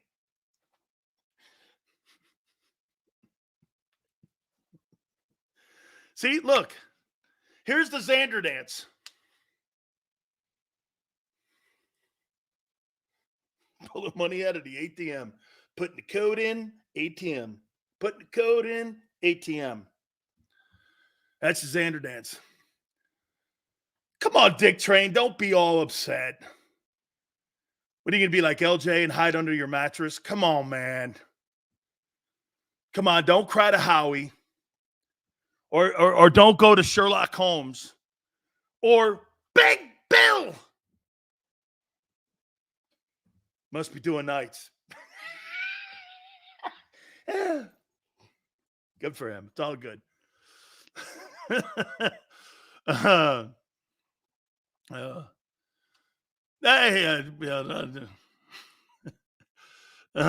Sills is jealous of the Eagles' success. Your boy Josh Allen looked. Oh, okay. 1-4 in Super Bowls. No, I'm terribly upset. Shit, the Bucks have more Super Bowls than you, dude. And the Bucks had lost the first 30 games of their entire franchise. When they first got into the league, they lost like 28 games in a row. And they got more Super Bowls than you. Okay? Come on, Dick Train.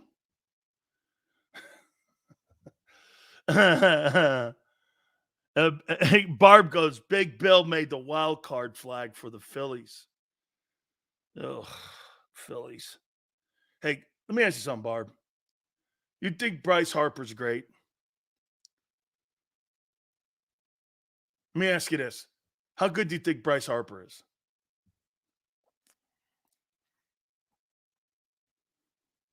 How good is Bryce Harper? How good? You like him? How come the Washington Nationals traded him and next year they won the World Series? So of all the highest paid guys, Manny Machado, how many World Series has he won? How many championships has Nolan Arenado won? How many World Series has Aaron Judge won? I mean, who's the highest paid ball player on the Astros? Altuve? I wouldn't call him a home run hitter, 3-time batting champion. Right? The point is in baseball, it's not about your position players. It's about your bullpen and your starting staff. And you playing defense. If you play defense and pitch and close you win World Series. If you are live and die by the big fly in the souvenir, you'll never win.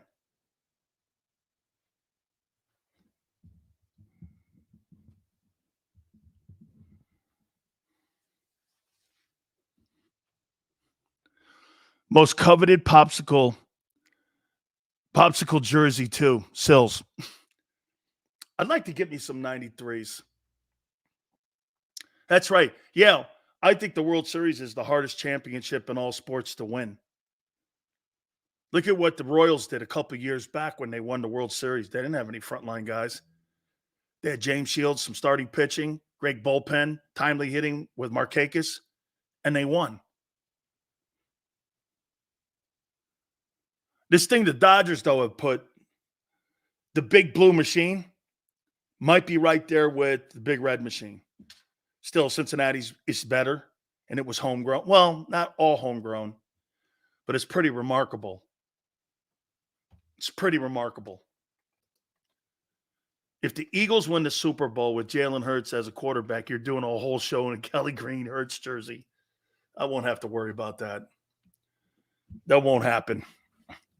If Jalen Hurts, hey, how about this one? If Jalen Hurts throws for 4,500 yards, I'll get a Jalen Hurts jersey and do a whole show. How's that one for you? Let's try to be reasonable here. Winning a Super Bowl is not happening with that guy. But 4,500 yards and 30 touchdowns, I'll wear a Jalen Hurts jersey.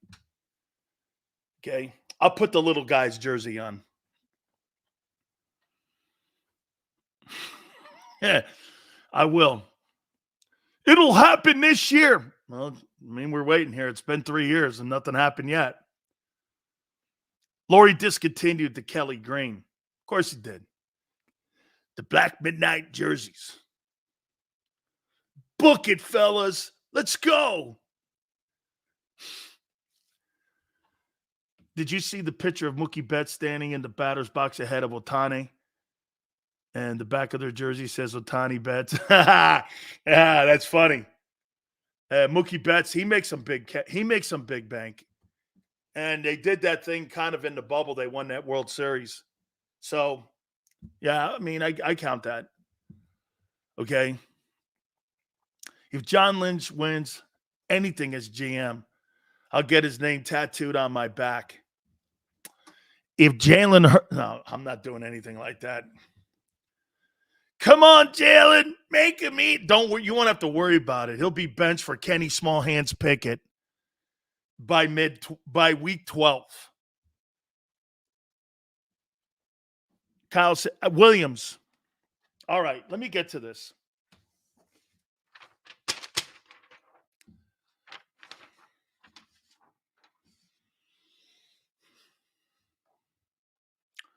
Hot take, Sills. Eagles need to hire Sonny Cumbie, who was actually Mahomes' quarterback coach and recruiter at Tech. He's a TCU OC. You know, they broke all kinds of passing numbers down there at Texas Tech. And when he was in Lubbock, they broke a shitload, man. They just couldn't play defense.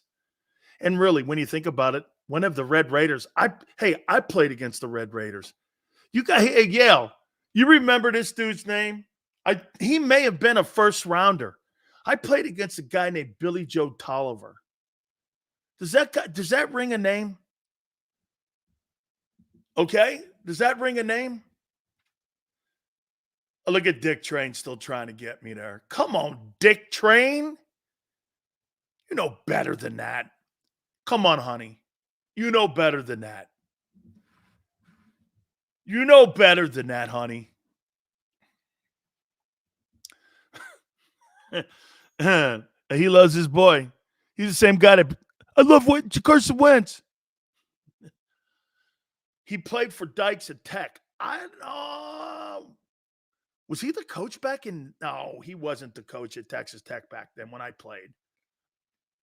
No, he wasn't. I played against a guy named Billy Joe Tolliver, and we beat the living tar out of him.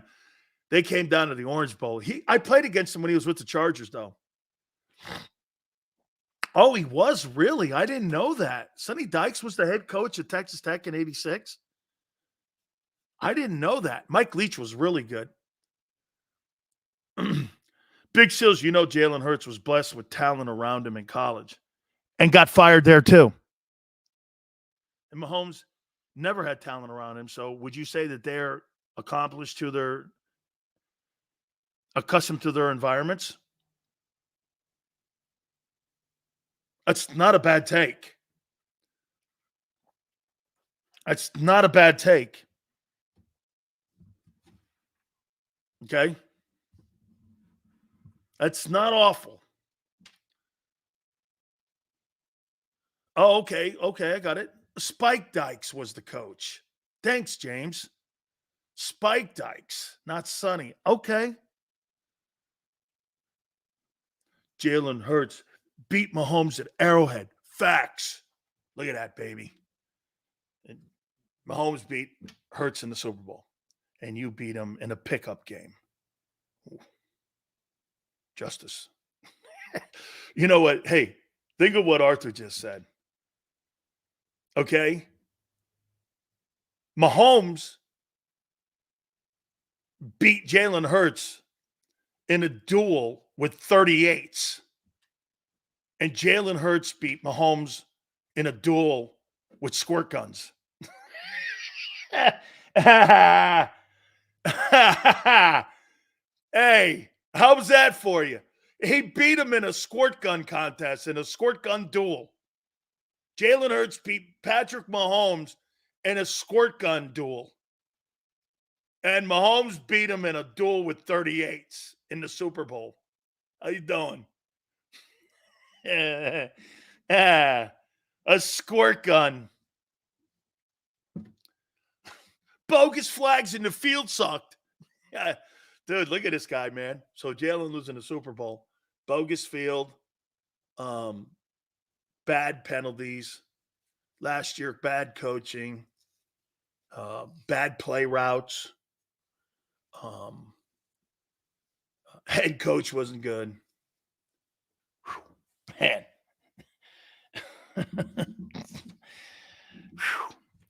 This guy sounds like as many excuses as Biden gets. That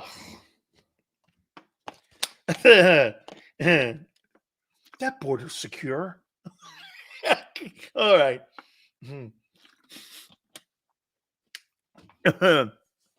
Yeah, sure, fitness. Well, here, this just in, fitness. The Chiefs played on that field too. Okay? The Chiefs played on that field too, you know? No, what they did was they rolled out a whole new one. When the Chiefs got the ball and when Jalen came out, they put the bad turf in. Step here, step there. Stick with sports sales. Nah. I talk whatever on my mind. And I always have. And that's why people are afraid of me. If I stuck to just sports, I would sound like those WIP hosts. Boring. Sills, is that a bottle of Holmes's tears? Hold on for a minute, man.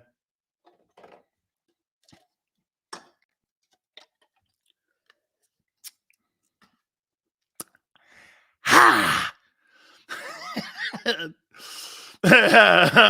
No. Dirty D. No, I'm going to, you and I don't disagree on a lot of stuff. I believe the Philadelphia Eagles linebacking core is worse than the border. It's not secure. Oh. Those linebackers are not securing the defense. It is not secure. No. The Eagle linebackers are worse than Eagle Cross. Don't go there.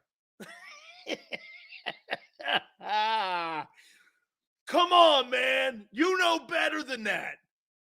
They call it Eagle Pass for different. Come on in, our shitty linebackers. That's the new name of the Eagle linebacking core. Eagle Pass. Holy cow. Hey, what's the name of the new linebacker, Vic Fangio? Linebacking core Eagle.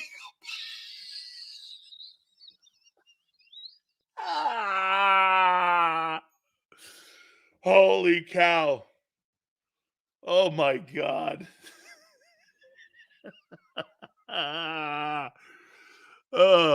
Can't talk about Biden if you don't talk about that clown who wears orange makeup every day. Hey, you think, China. They're both old and they both need their teeth removed. Hey, I'm going to really be, dude, I'm with you. I'm okay. I got it. You're right. I'm an equal opportunity offender. Mr. Roseman, tear down this one. Hey, Mr. Roseman, tear down that linebacking core. Hey, tear down that linebacking core. Eagle Pass. That's the new nickname for the linebackers for the Eagles. How come you call it Eagle Pass? Well, they just let anybody go by. Then, hey, why do you call the Eagle linebackers the Eagle Pass? Well, they just let anybody go by. Oh, there's no checkpoints with that linebacking core. Hey, Tyler, you want to know why I'm not on radio? Here you are. Oh, man. Oh, man. And I got a guy chasing me around. That's a fat man version of Anthony Gargano. Come on, dog. Give me a break. Hey, you're right, fitness. Hey, will you put fitness in the box there, will you? Okay. What I tell you, chat, about the top 10 linebackers at the bottom. No. It's not the top 10 linebackers. It's the top 10 players. Okay? Danny, you should do SNL. What? Somebody like me do SNL? Are you crazy? Okay? You have to be a binky-sucking liberal to do that show. They would never allow big sills on something like that. I'm like everybody.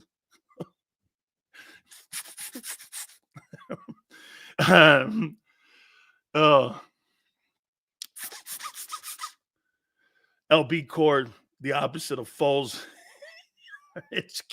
Hey, the LB Corps is like the Peace Corps. Oh, come on, Dick Train. I'm done with it, man. Can't take it any longer. Okay? Can't take it anymore. All right. Finally, I finally got here. The Big Sills, top 10 college football draft prospects that are in this draft. And I warmed up on one guy, okay? I warmed up on one guy. You know, the more film you watch on him, man, he's really gifted and he's really talented. Okay? Hey, Dirty D, the Eagle Pass, new name for the Vic Fangio linebacker. Can you see a picture of Vic like this with his linebackers and a big sign like this? The Eagle Pass group. They'd be all going like this. All right, here we go. I got to do it. Number 10, Teron Arnold, Alabama, cornerback. I think he's the second best corner in this draft. And whoever gets him is getting a player that has played against some of the top flight wide receivers in the Southeastern Conference and around the country. He's a really good football player. And when you watch him on film, you know what you really love about him? He's got a little bit of Darrelle Revis in him. He uses his body to push him towards the sidelines. And why is that important? He's limiting the space for the quarterback to make that out throw. And so when you're throwing to the numbers like that, he kind of like bullies you to the sidelines. And he really does a really great job of doing that. And he's a pretty physical kid. Now, he's got some injury issues, but they're not significant. He's good, though. I think he's the 10th best player in this draft. Number 9. You know what, guys? You guys are right. Some of you kept telling me, Crowley too, is right. I think, Crowley, you were one of the people that were pimping this guy. Quinion Mitchell, Toledo. I hate the school in the competition. I think he's Mid-America. I think he played in the MAC.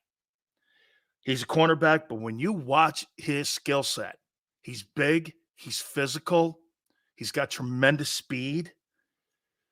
I mean, they said when he was at the combines, or not the combines, the combines, and when he was also at the Senior Bowl, there wasn't a wide receiver, including Neighbors and them guys, who could hang with him.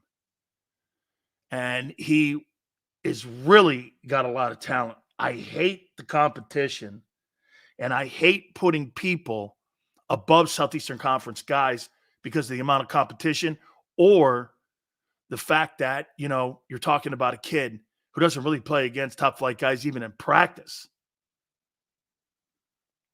Number 8, Laiatu Latu, UCLA edge. Tell you what's significant about him is he reminds you of a very young Chase Young in his first year. Gets around the hula hoop. He's got great hips, knows how to swivel, great pass rush move. He gets on the edge and he knows points. You see, the problem that you have with young players coming into the league, if you do anything head up, you're beat. It's a game of angles. The NFL is a game of angles.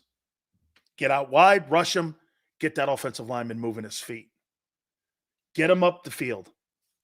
If you stand on the line of scrimmage and hand fight, this is what Jalen Carter does, and he makes a mistake doing this a lot in pass rush because he's so big, and he got away with it in college. He hand fights. Well, if you're a good player, Jalen Carter doesn't hand fight. If you watch the way Aaron Donald rushes the passer, what's he do? He's always slapping hands. Keep those hands. If you can't get a hold, the biggest thing that made Aaron Donald a great pass rush was 2 things. His first step, and you couldn't get your hands on him. That's essential for an offensive lineman to slow you down.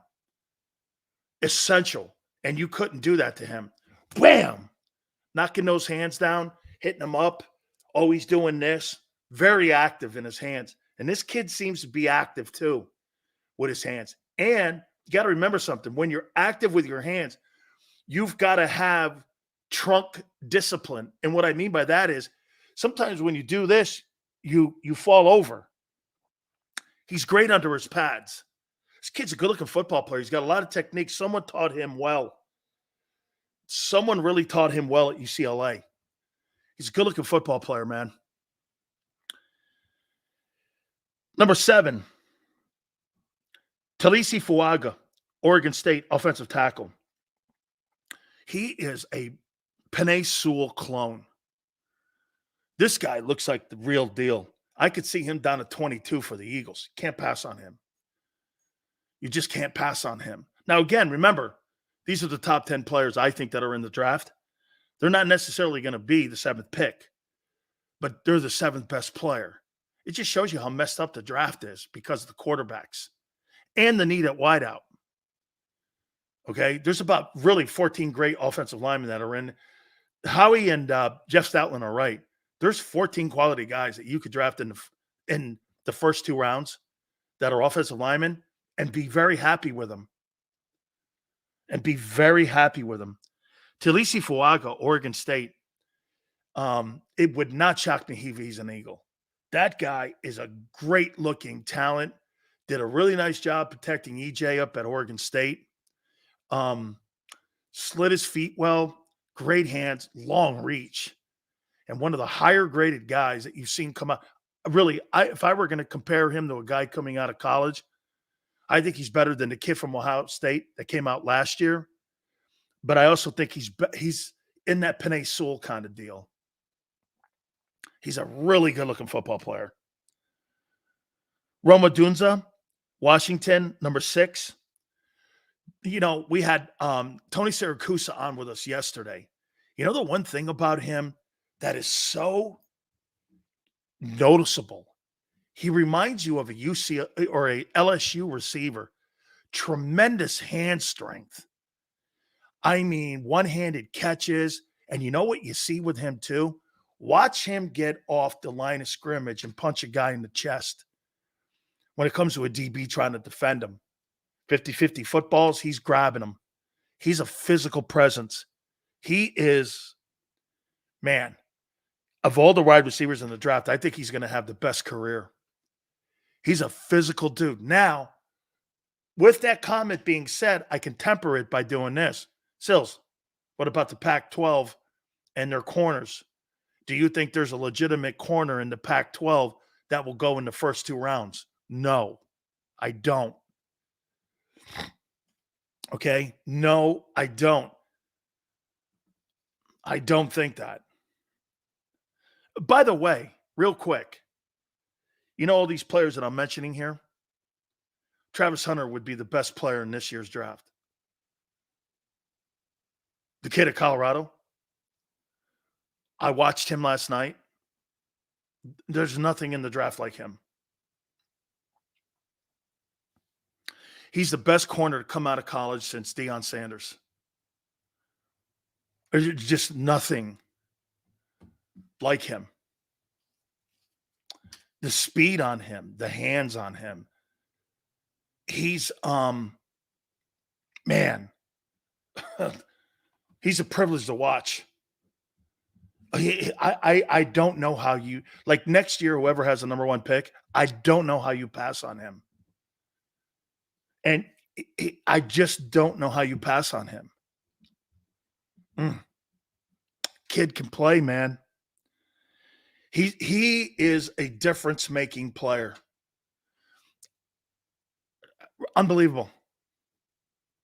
And he probably is going to be the 3rd best wide receiver in the country next year. I mean, it's insane watching him.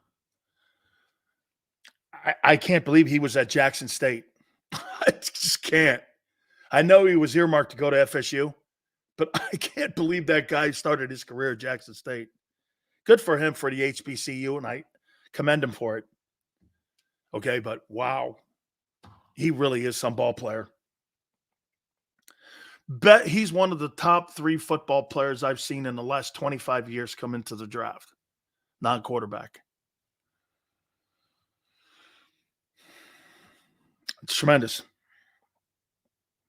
Number 5, I got Jared Verse, Florida State, edge. They have done a night. You know, here's the difference between FSU and Miami, and really the Gators. Mike Norvell's done a wonderful job. The trenches. They recruit like Southeastern Conference football teams. I mean, I would make the argument, and I don't believe that it's quite like Alabama or Georgia. One thing Alabama and Georgia did the last 20 years or 15 years with Saban and now with Kirby is that they got the best front 7. They just got the best front 7. And Saban was exceptional with front 7 play. He just was exceptional. What happened? What did that do? Well, when Nick Saban started building his offensive line and his defensive line, what did that attract?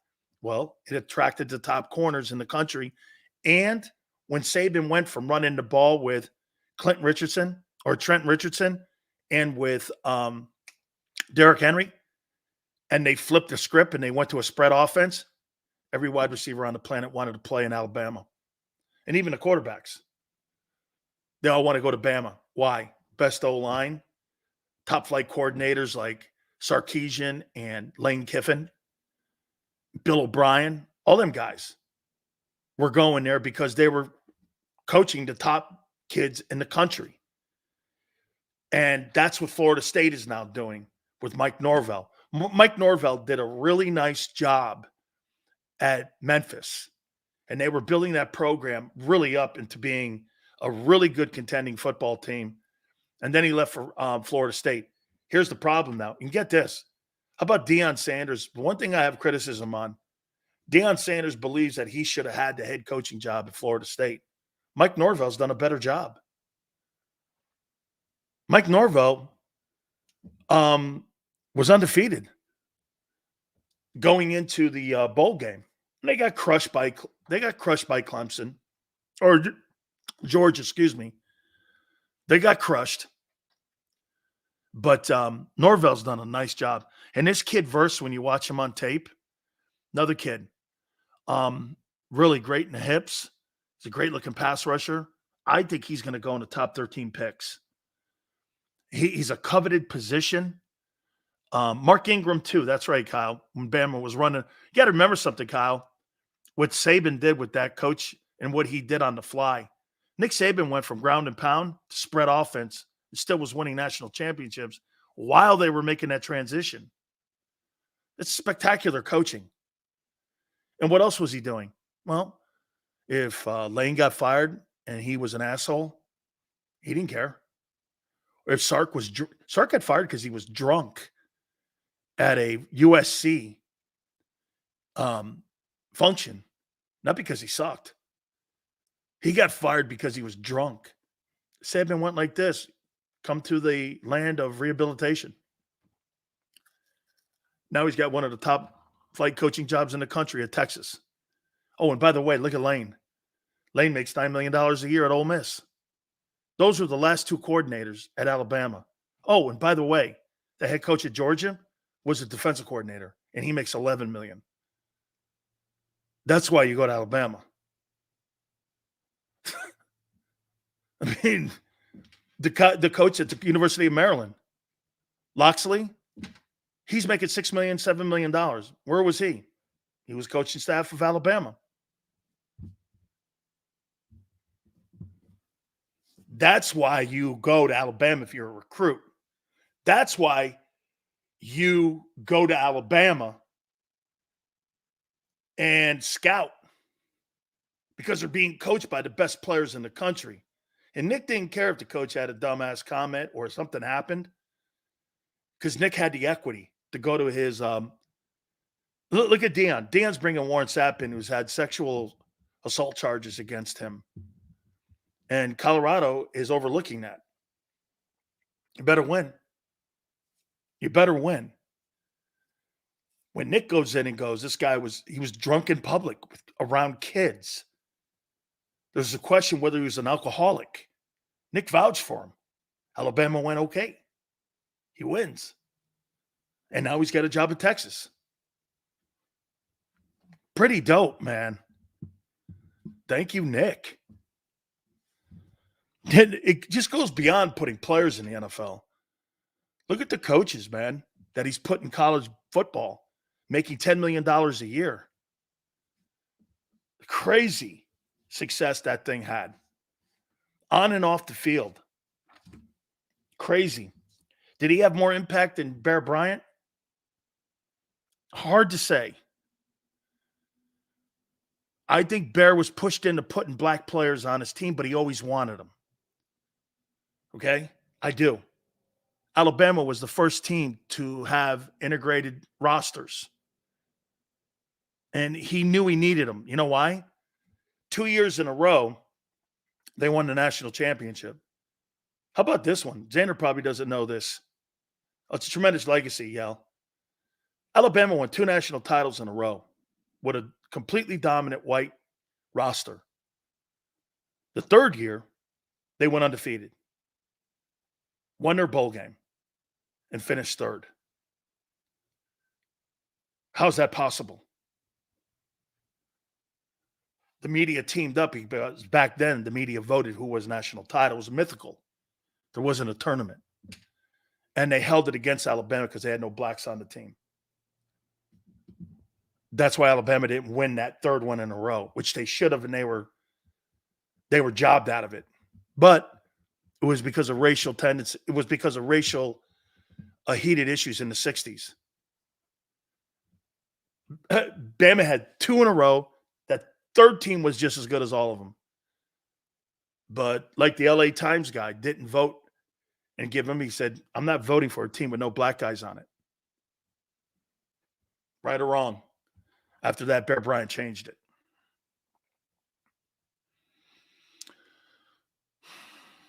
I mean, Coach Bryant had a great legacy at Alabama.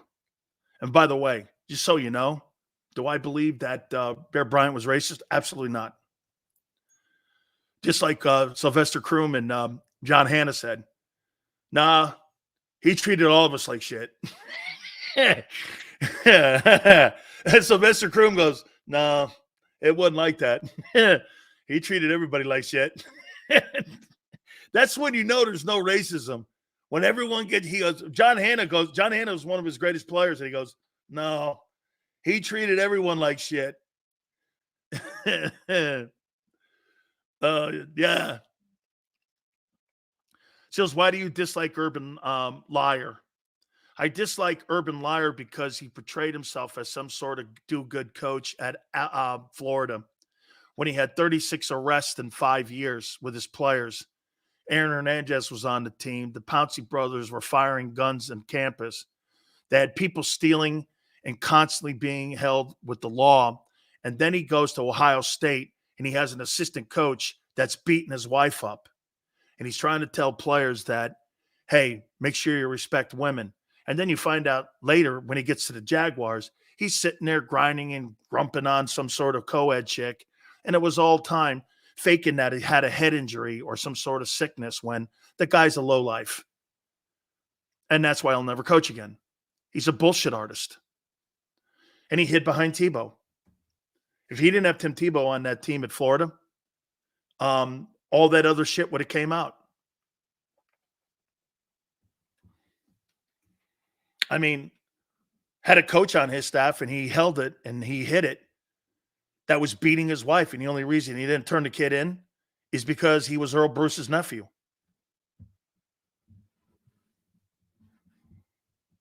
I mean, not much to say, really.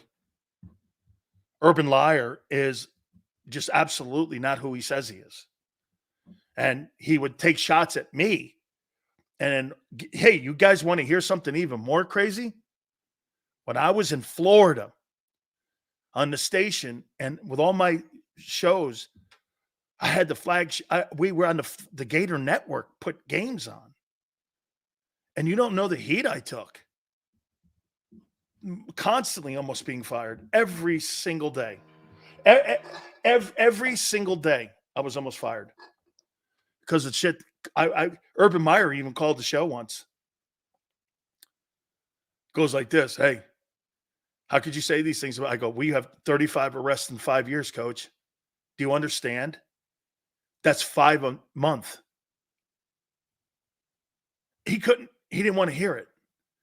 And the editor at the St. Pete Times and the editor at the Tampa Tribune and the editor of the Orlando, Mike Bianchi, the Orlando Sentinel, and Jacksonville all teamed up on trying to get me fired.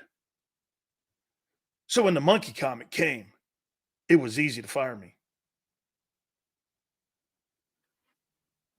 Even with 9 shares.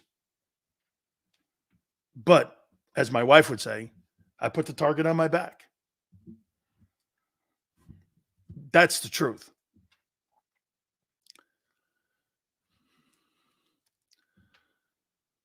Meyer screwed Lawrence's development, but by at least 2 years on what he did to him.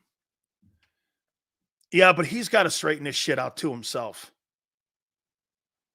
Okay? He's got to straighten this shit out too. Hey, Kyle, you know what kills me? People have problems with what I say, but Fox Sports doesn't have a problem with what Urban Meyer did or the kind of lies he had. He enabled the guy beating his wife, and he enabled guys who were stealing and breaking into places on campus and terrorizing students on campus because they won 2 national titles. I mean, you want to know why I don't do sports talk in Florida anymore? I'm not allowed to.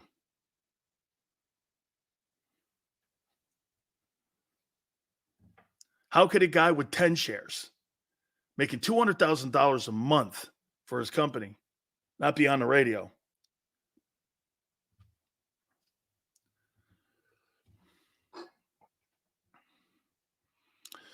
Dirty D, this is what Xander says. Okay? It ain't what you say, Sills. It's how you say it. Well, that's what Rush Limbaugh taught me. Let me reset. Big Sills top 10 college football prospects. Number 10, Teron Arnold. Kenyon Mitchell, Toledo cornerback. Latu, UCLA edge. Talisi Fuaga, Oregon State, offensive tackle. Roma Dunza, Washington, wide receiver. Jared Verse, Florida State, edge. Number 4, Marvin Harrison. I like the player, but not as much as everyone else. Okay? I do. I like the player. And he's productive and he's good. But I don't like him more than number 3, Malik Neighbors, LSU. I think Malik Neighbors is going to have a hell of a career. I think the kid from Washington is. We'll see what Marvin does. But I think there's something special about Neighbors. He's number 3. And Barb, you'll like this. I think the second best player in the draft is Joe Alt, Notre Dame offensive tackle. And the number 1 player in the draft is Brock Bowers, Georgia, tight end. So Bowers, number 1, Joe Alt, 2, Malik Neighbors, 3, Marvin Harrison, 4, Jared Verse, 5, Roma Dunza, wide receiver, Washington, 6, Talisi Fuaga, Oregon State, OT, 7, Latu, UCLA, edge, Quinion Mitchell, Toledo, cornerback, 9, and Teron Arnold, Bama, cornerback. Those are your top 10 guys that I see in this draft. And do I think these guys could be impact players? I think your rookie of the year and your defensive player of the year are going to come out of this group. If I had to pick my favorite player like I do every year, it's Bowers. I'm really starting to really like this Talisi Fuaga guy. There's something about him, man. He looks special. Like really special. He's a special looking kid. I mean, there's an argument you could put him in the top 5. The more I'm looking at this list. Okay. Cosmo, great question. Sills, why does Howie like those Georgia boys? Because they're well coached. They're in a great program. They're in a great conference. And when you have that dynamic, and remember, you're also practicing against those great players that you have on your team every day that are going to go in the top 3 rounds. So you're practicing against the best. You're playing against the best. You're being coached by the best. I mean, that's why the kid from Toledo, are you really playing the best people every day in practice? Probably not. Okay? If you think you're really playing against the best talent in the MAC every weekend? Probably not. So just in that light, you're not getting the best coaching. You're not practicing against the best players, and you're not playing against the best players. That has to account for something. And that's right, RTF. What you're trying to do here is eliminate failure in your picks. That's why when you hear people, well, get this, Sills, I think Fuaga is going in the top 15. Those quarterbacks may push him down to 22. I think 5 of them. Hey, listen, I think Michael Penix, or I think that guy Bo Nix, I think they're going to get drafted in the first round. And I don't think those two guys are first-round picks. Then again, I don't really think any of the quarterbacks, maybe Jaden Daniels, is good. I just don't see it. Okay? Rush Limbaugh, Sills, you're killing me. Well, wait. I never said I liked his politics. I worked for iHeart / Clear Channel back in the day, and my head of programming who found me and Glenn Beck and Hannity and all those guys, Dr. Laura, was Randy Michaels and Gabe Hobbs. And what they did for me was I went down to West Palm and I watched Rush do a show for 3 weeks. Or no, I'm sorry, for a week. But I contacted him for 3. And he told me, I want you to read me the Miami Herald. And I was reading the Miami Herald to him. And he goes, now listen to me read it. I was like, shit. He goes, what's different? I go, delivery. He goes, exactly. I can read the same news as you, but no one cares how you said it. Right then and there, I knew I didn't know what I was talking about. How many people do you listen on the radio saying the same shit? But there's certain people you listen to. Why? Delivery. Delivery of content is the most important thing in broadcasting. It's how you deliver it. Clarity, making sure it lands right. If you don't have those fundamentals, you'll sound like an overnight guy or a weekend guy who sound the same to me. That's just what it is. They're just not developing radio guys anymore like they used to.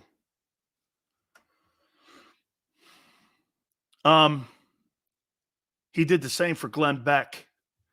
That's why he gave him the golden mic. Well, you got to remember, I'll give you, before I take a timeout, I'll give you a Glenn Beck story. I think you guys will like this. You know what Glenn Beck was doing before he got into progressive talk radio? Do you know what he did? He was spinning records in New Haven. And he wanted to get into progress. I actually think I think he got on WIP for a little bit. Not IP. He got into Philly for a little bit. And guess what he did? I was doing 970 WFLA in the afternoons because this guy Larson had left. And I was doing my morning sports talk show. And Gabe Hobbs said, you can do it. They were thinking of putting me on Progressive Hot Talk. And I'm like, it's not for me because it's an ugly thing and all that. But I was doing it. So Glenn Beck comes down. Terrible. They give him 3 months to turn it around. They're going to fire him. I go like this to Glenn. Dude, they're not firing you. It's called Gabe. Gabe called Sue Trachis. Not firing him. He goes, what do I do? I go, dude, tell them what they want to hear. That's when we were all sent to Rush. After that, rest is history.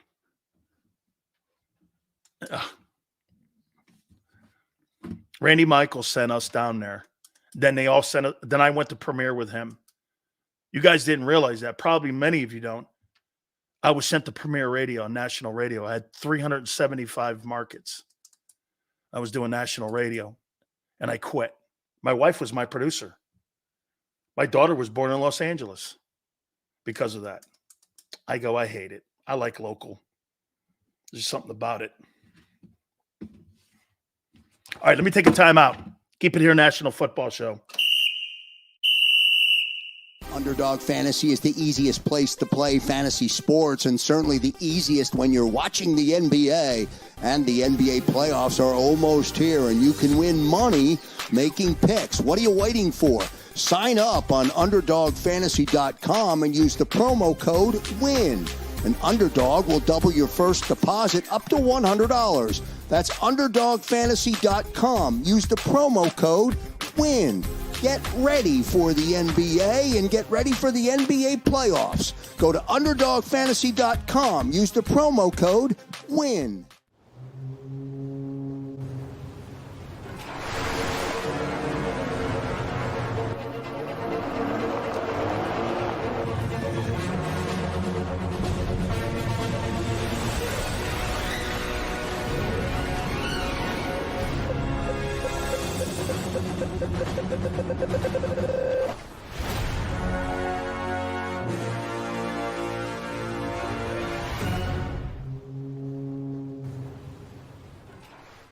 Philadelphia fans were cut from a different cloth. Born into a brotherhood and bonded to our team for life. We believe anything is possible because we've witnessed the impossible. While we may be from different neighborhoods, come Sunday, we are one, and we will be heard. Pondley Hockey, official partner of the Philadelphia Eagles. Hi everybody, my name's Jason Lombardi. I'm an inspector at DryTech. At DryTech we offer three major services, the first one being basement waterproofing. The second service we offer is foundation and structural repairs. And then the third service that we offer is mold remediation. If you feel you are having a waterproofing issue, give DryTech a call or check us out online.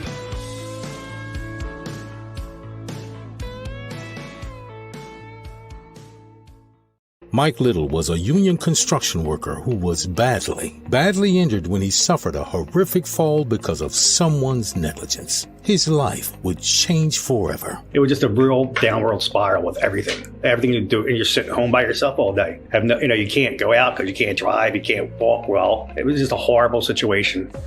Call Brian Fritz at the Fritz and Beyond Cooley Law Firm at 215-548-2222. EAGLES, Eagles.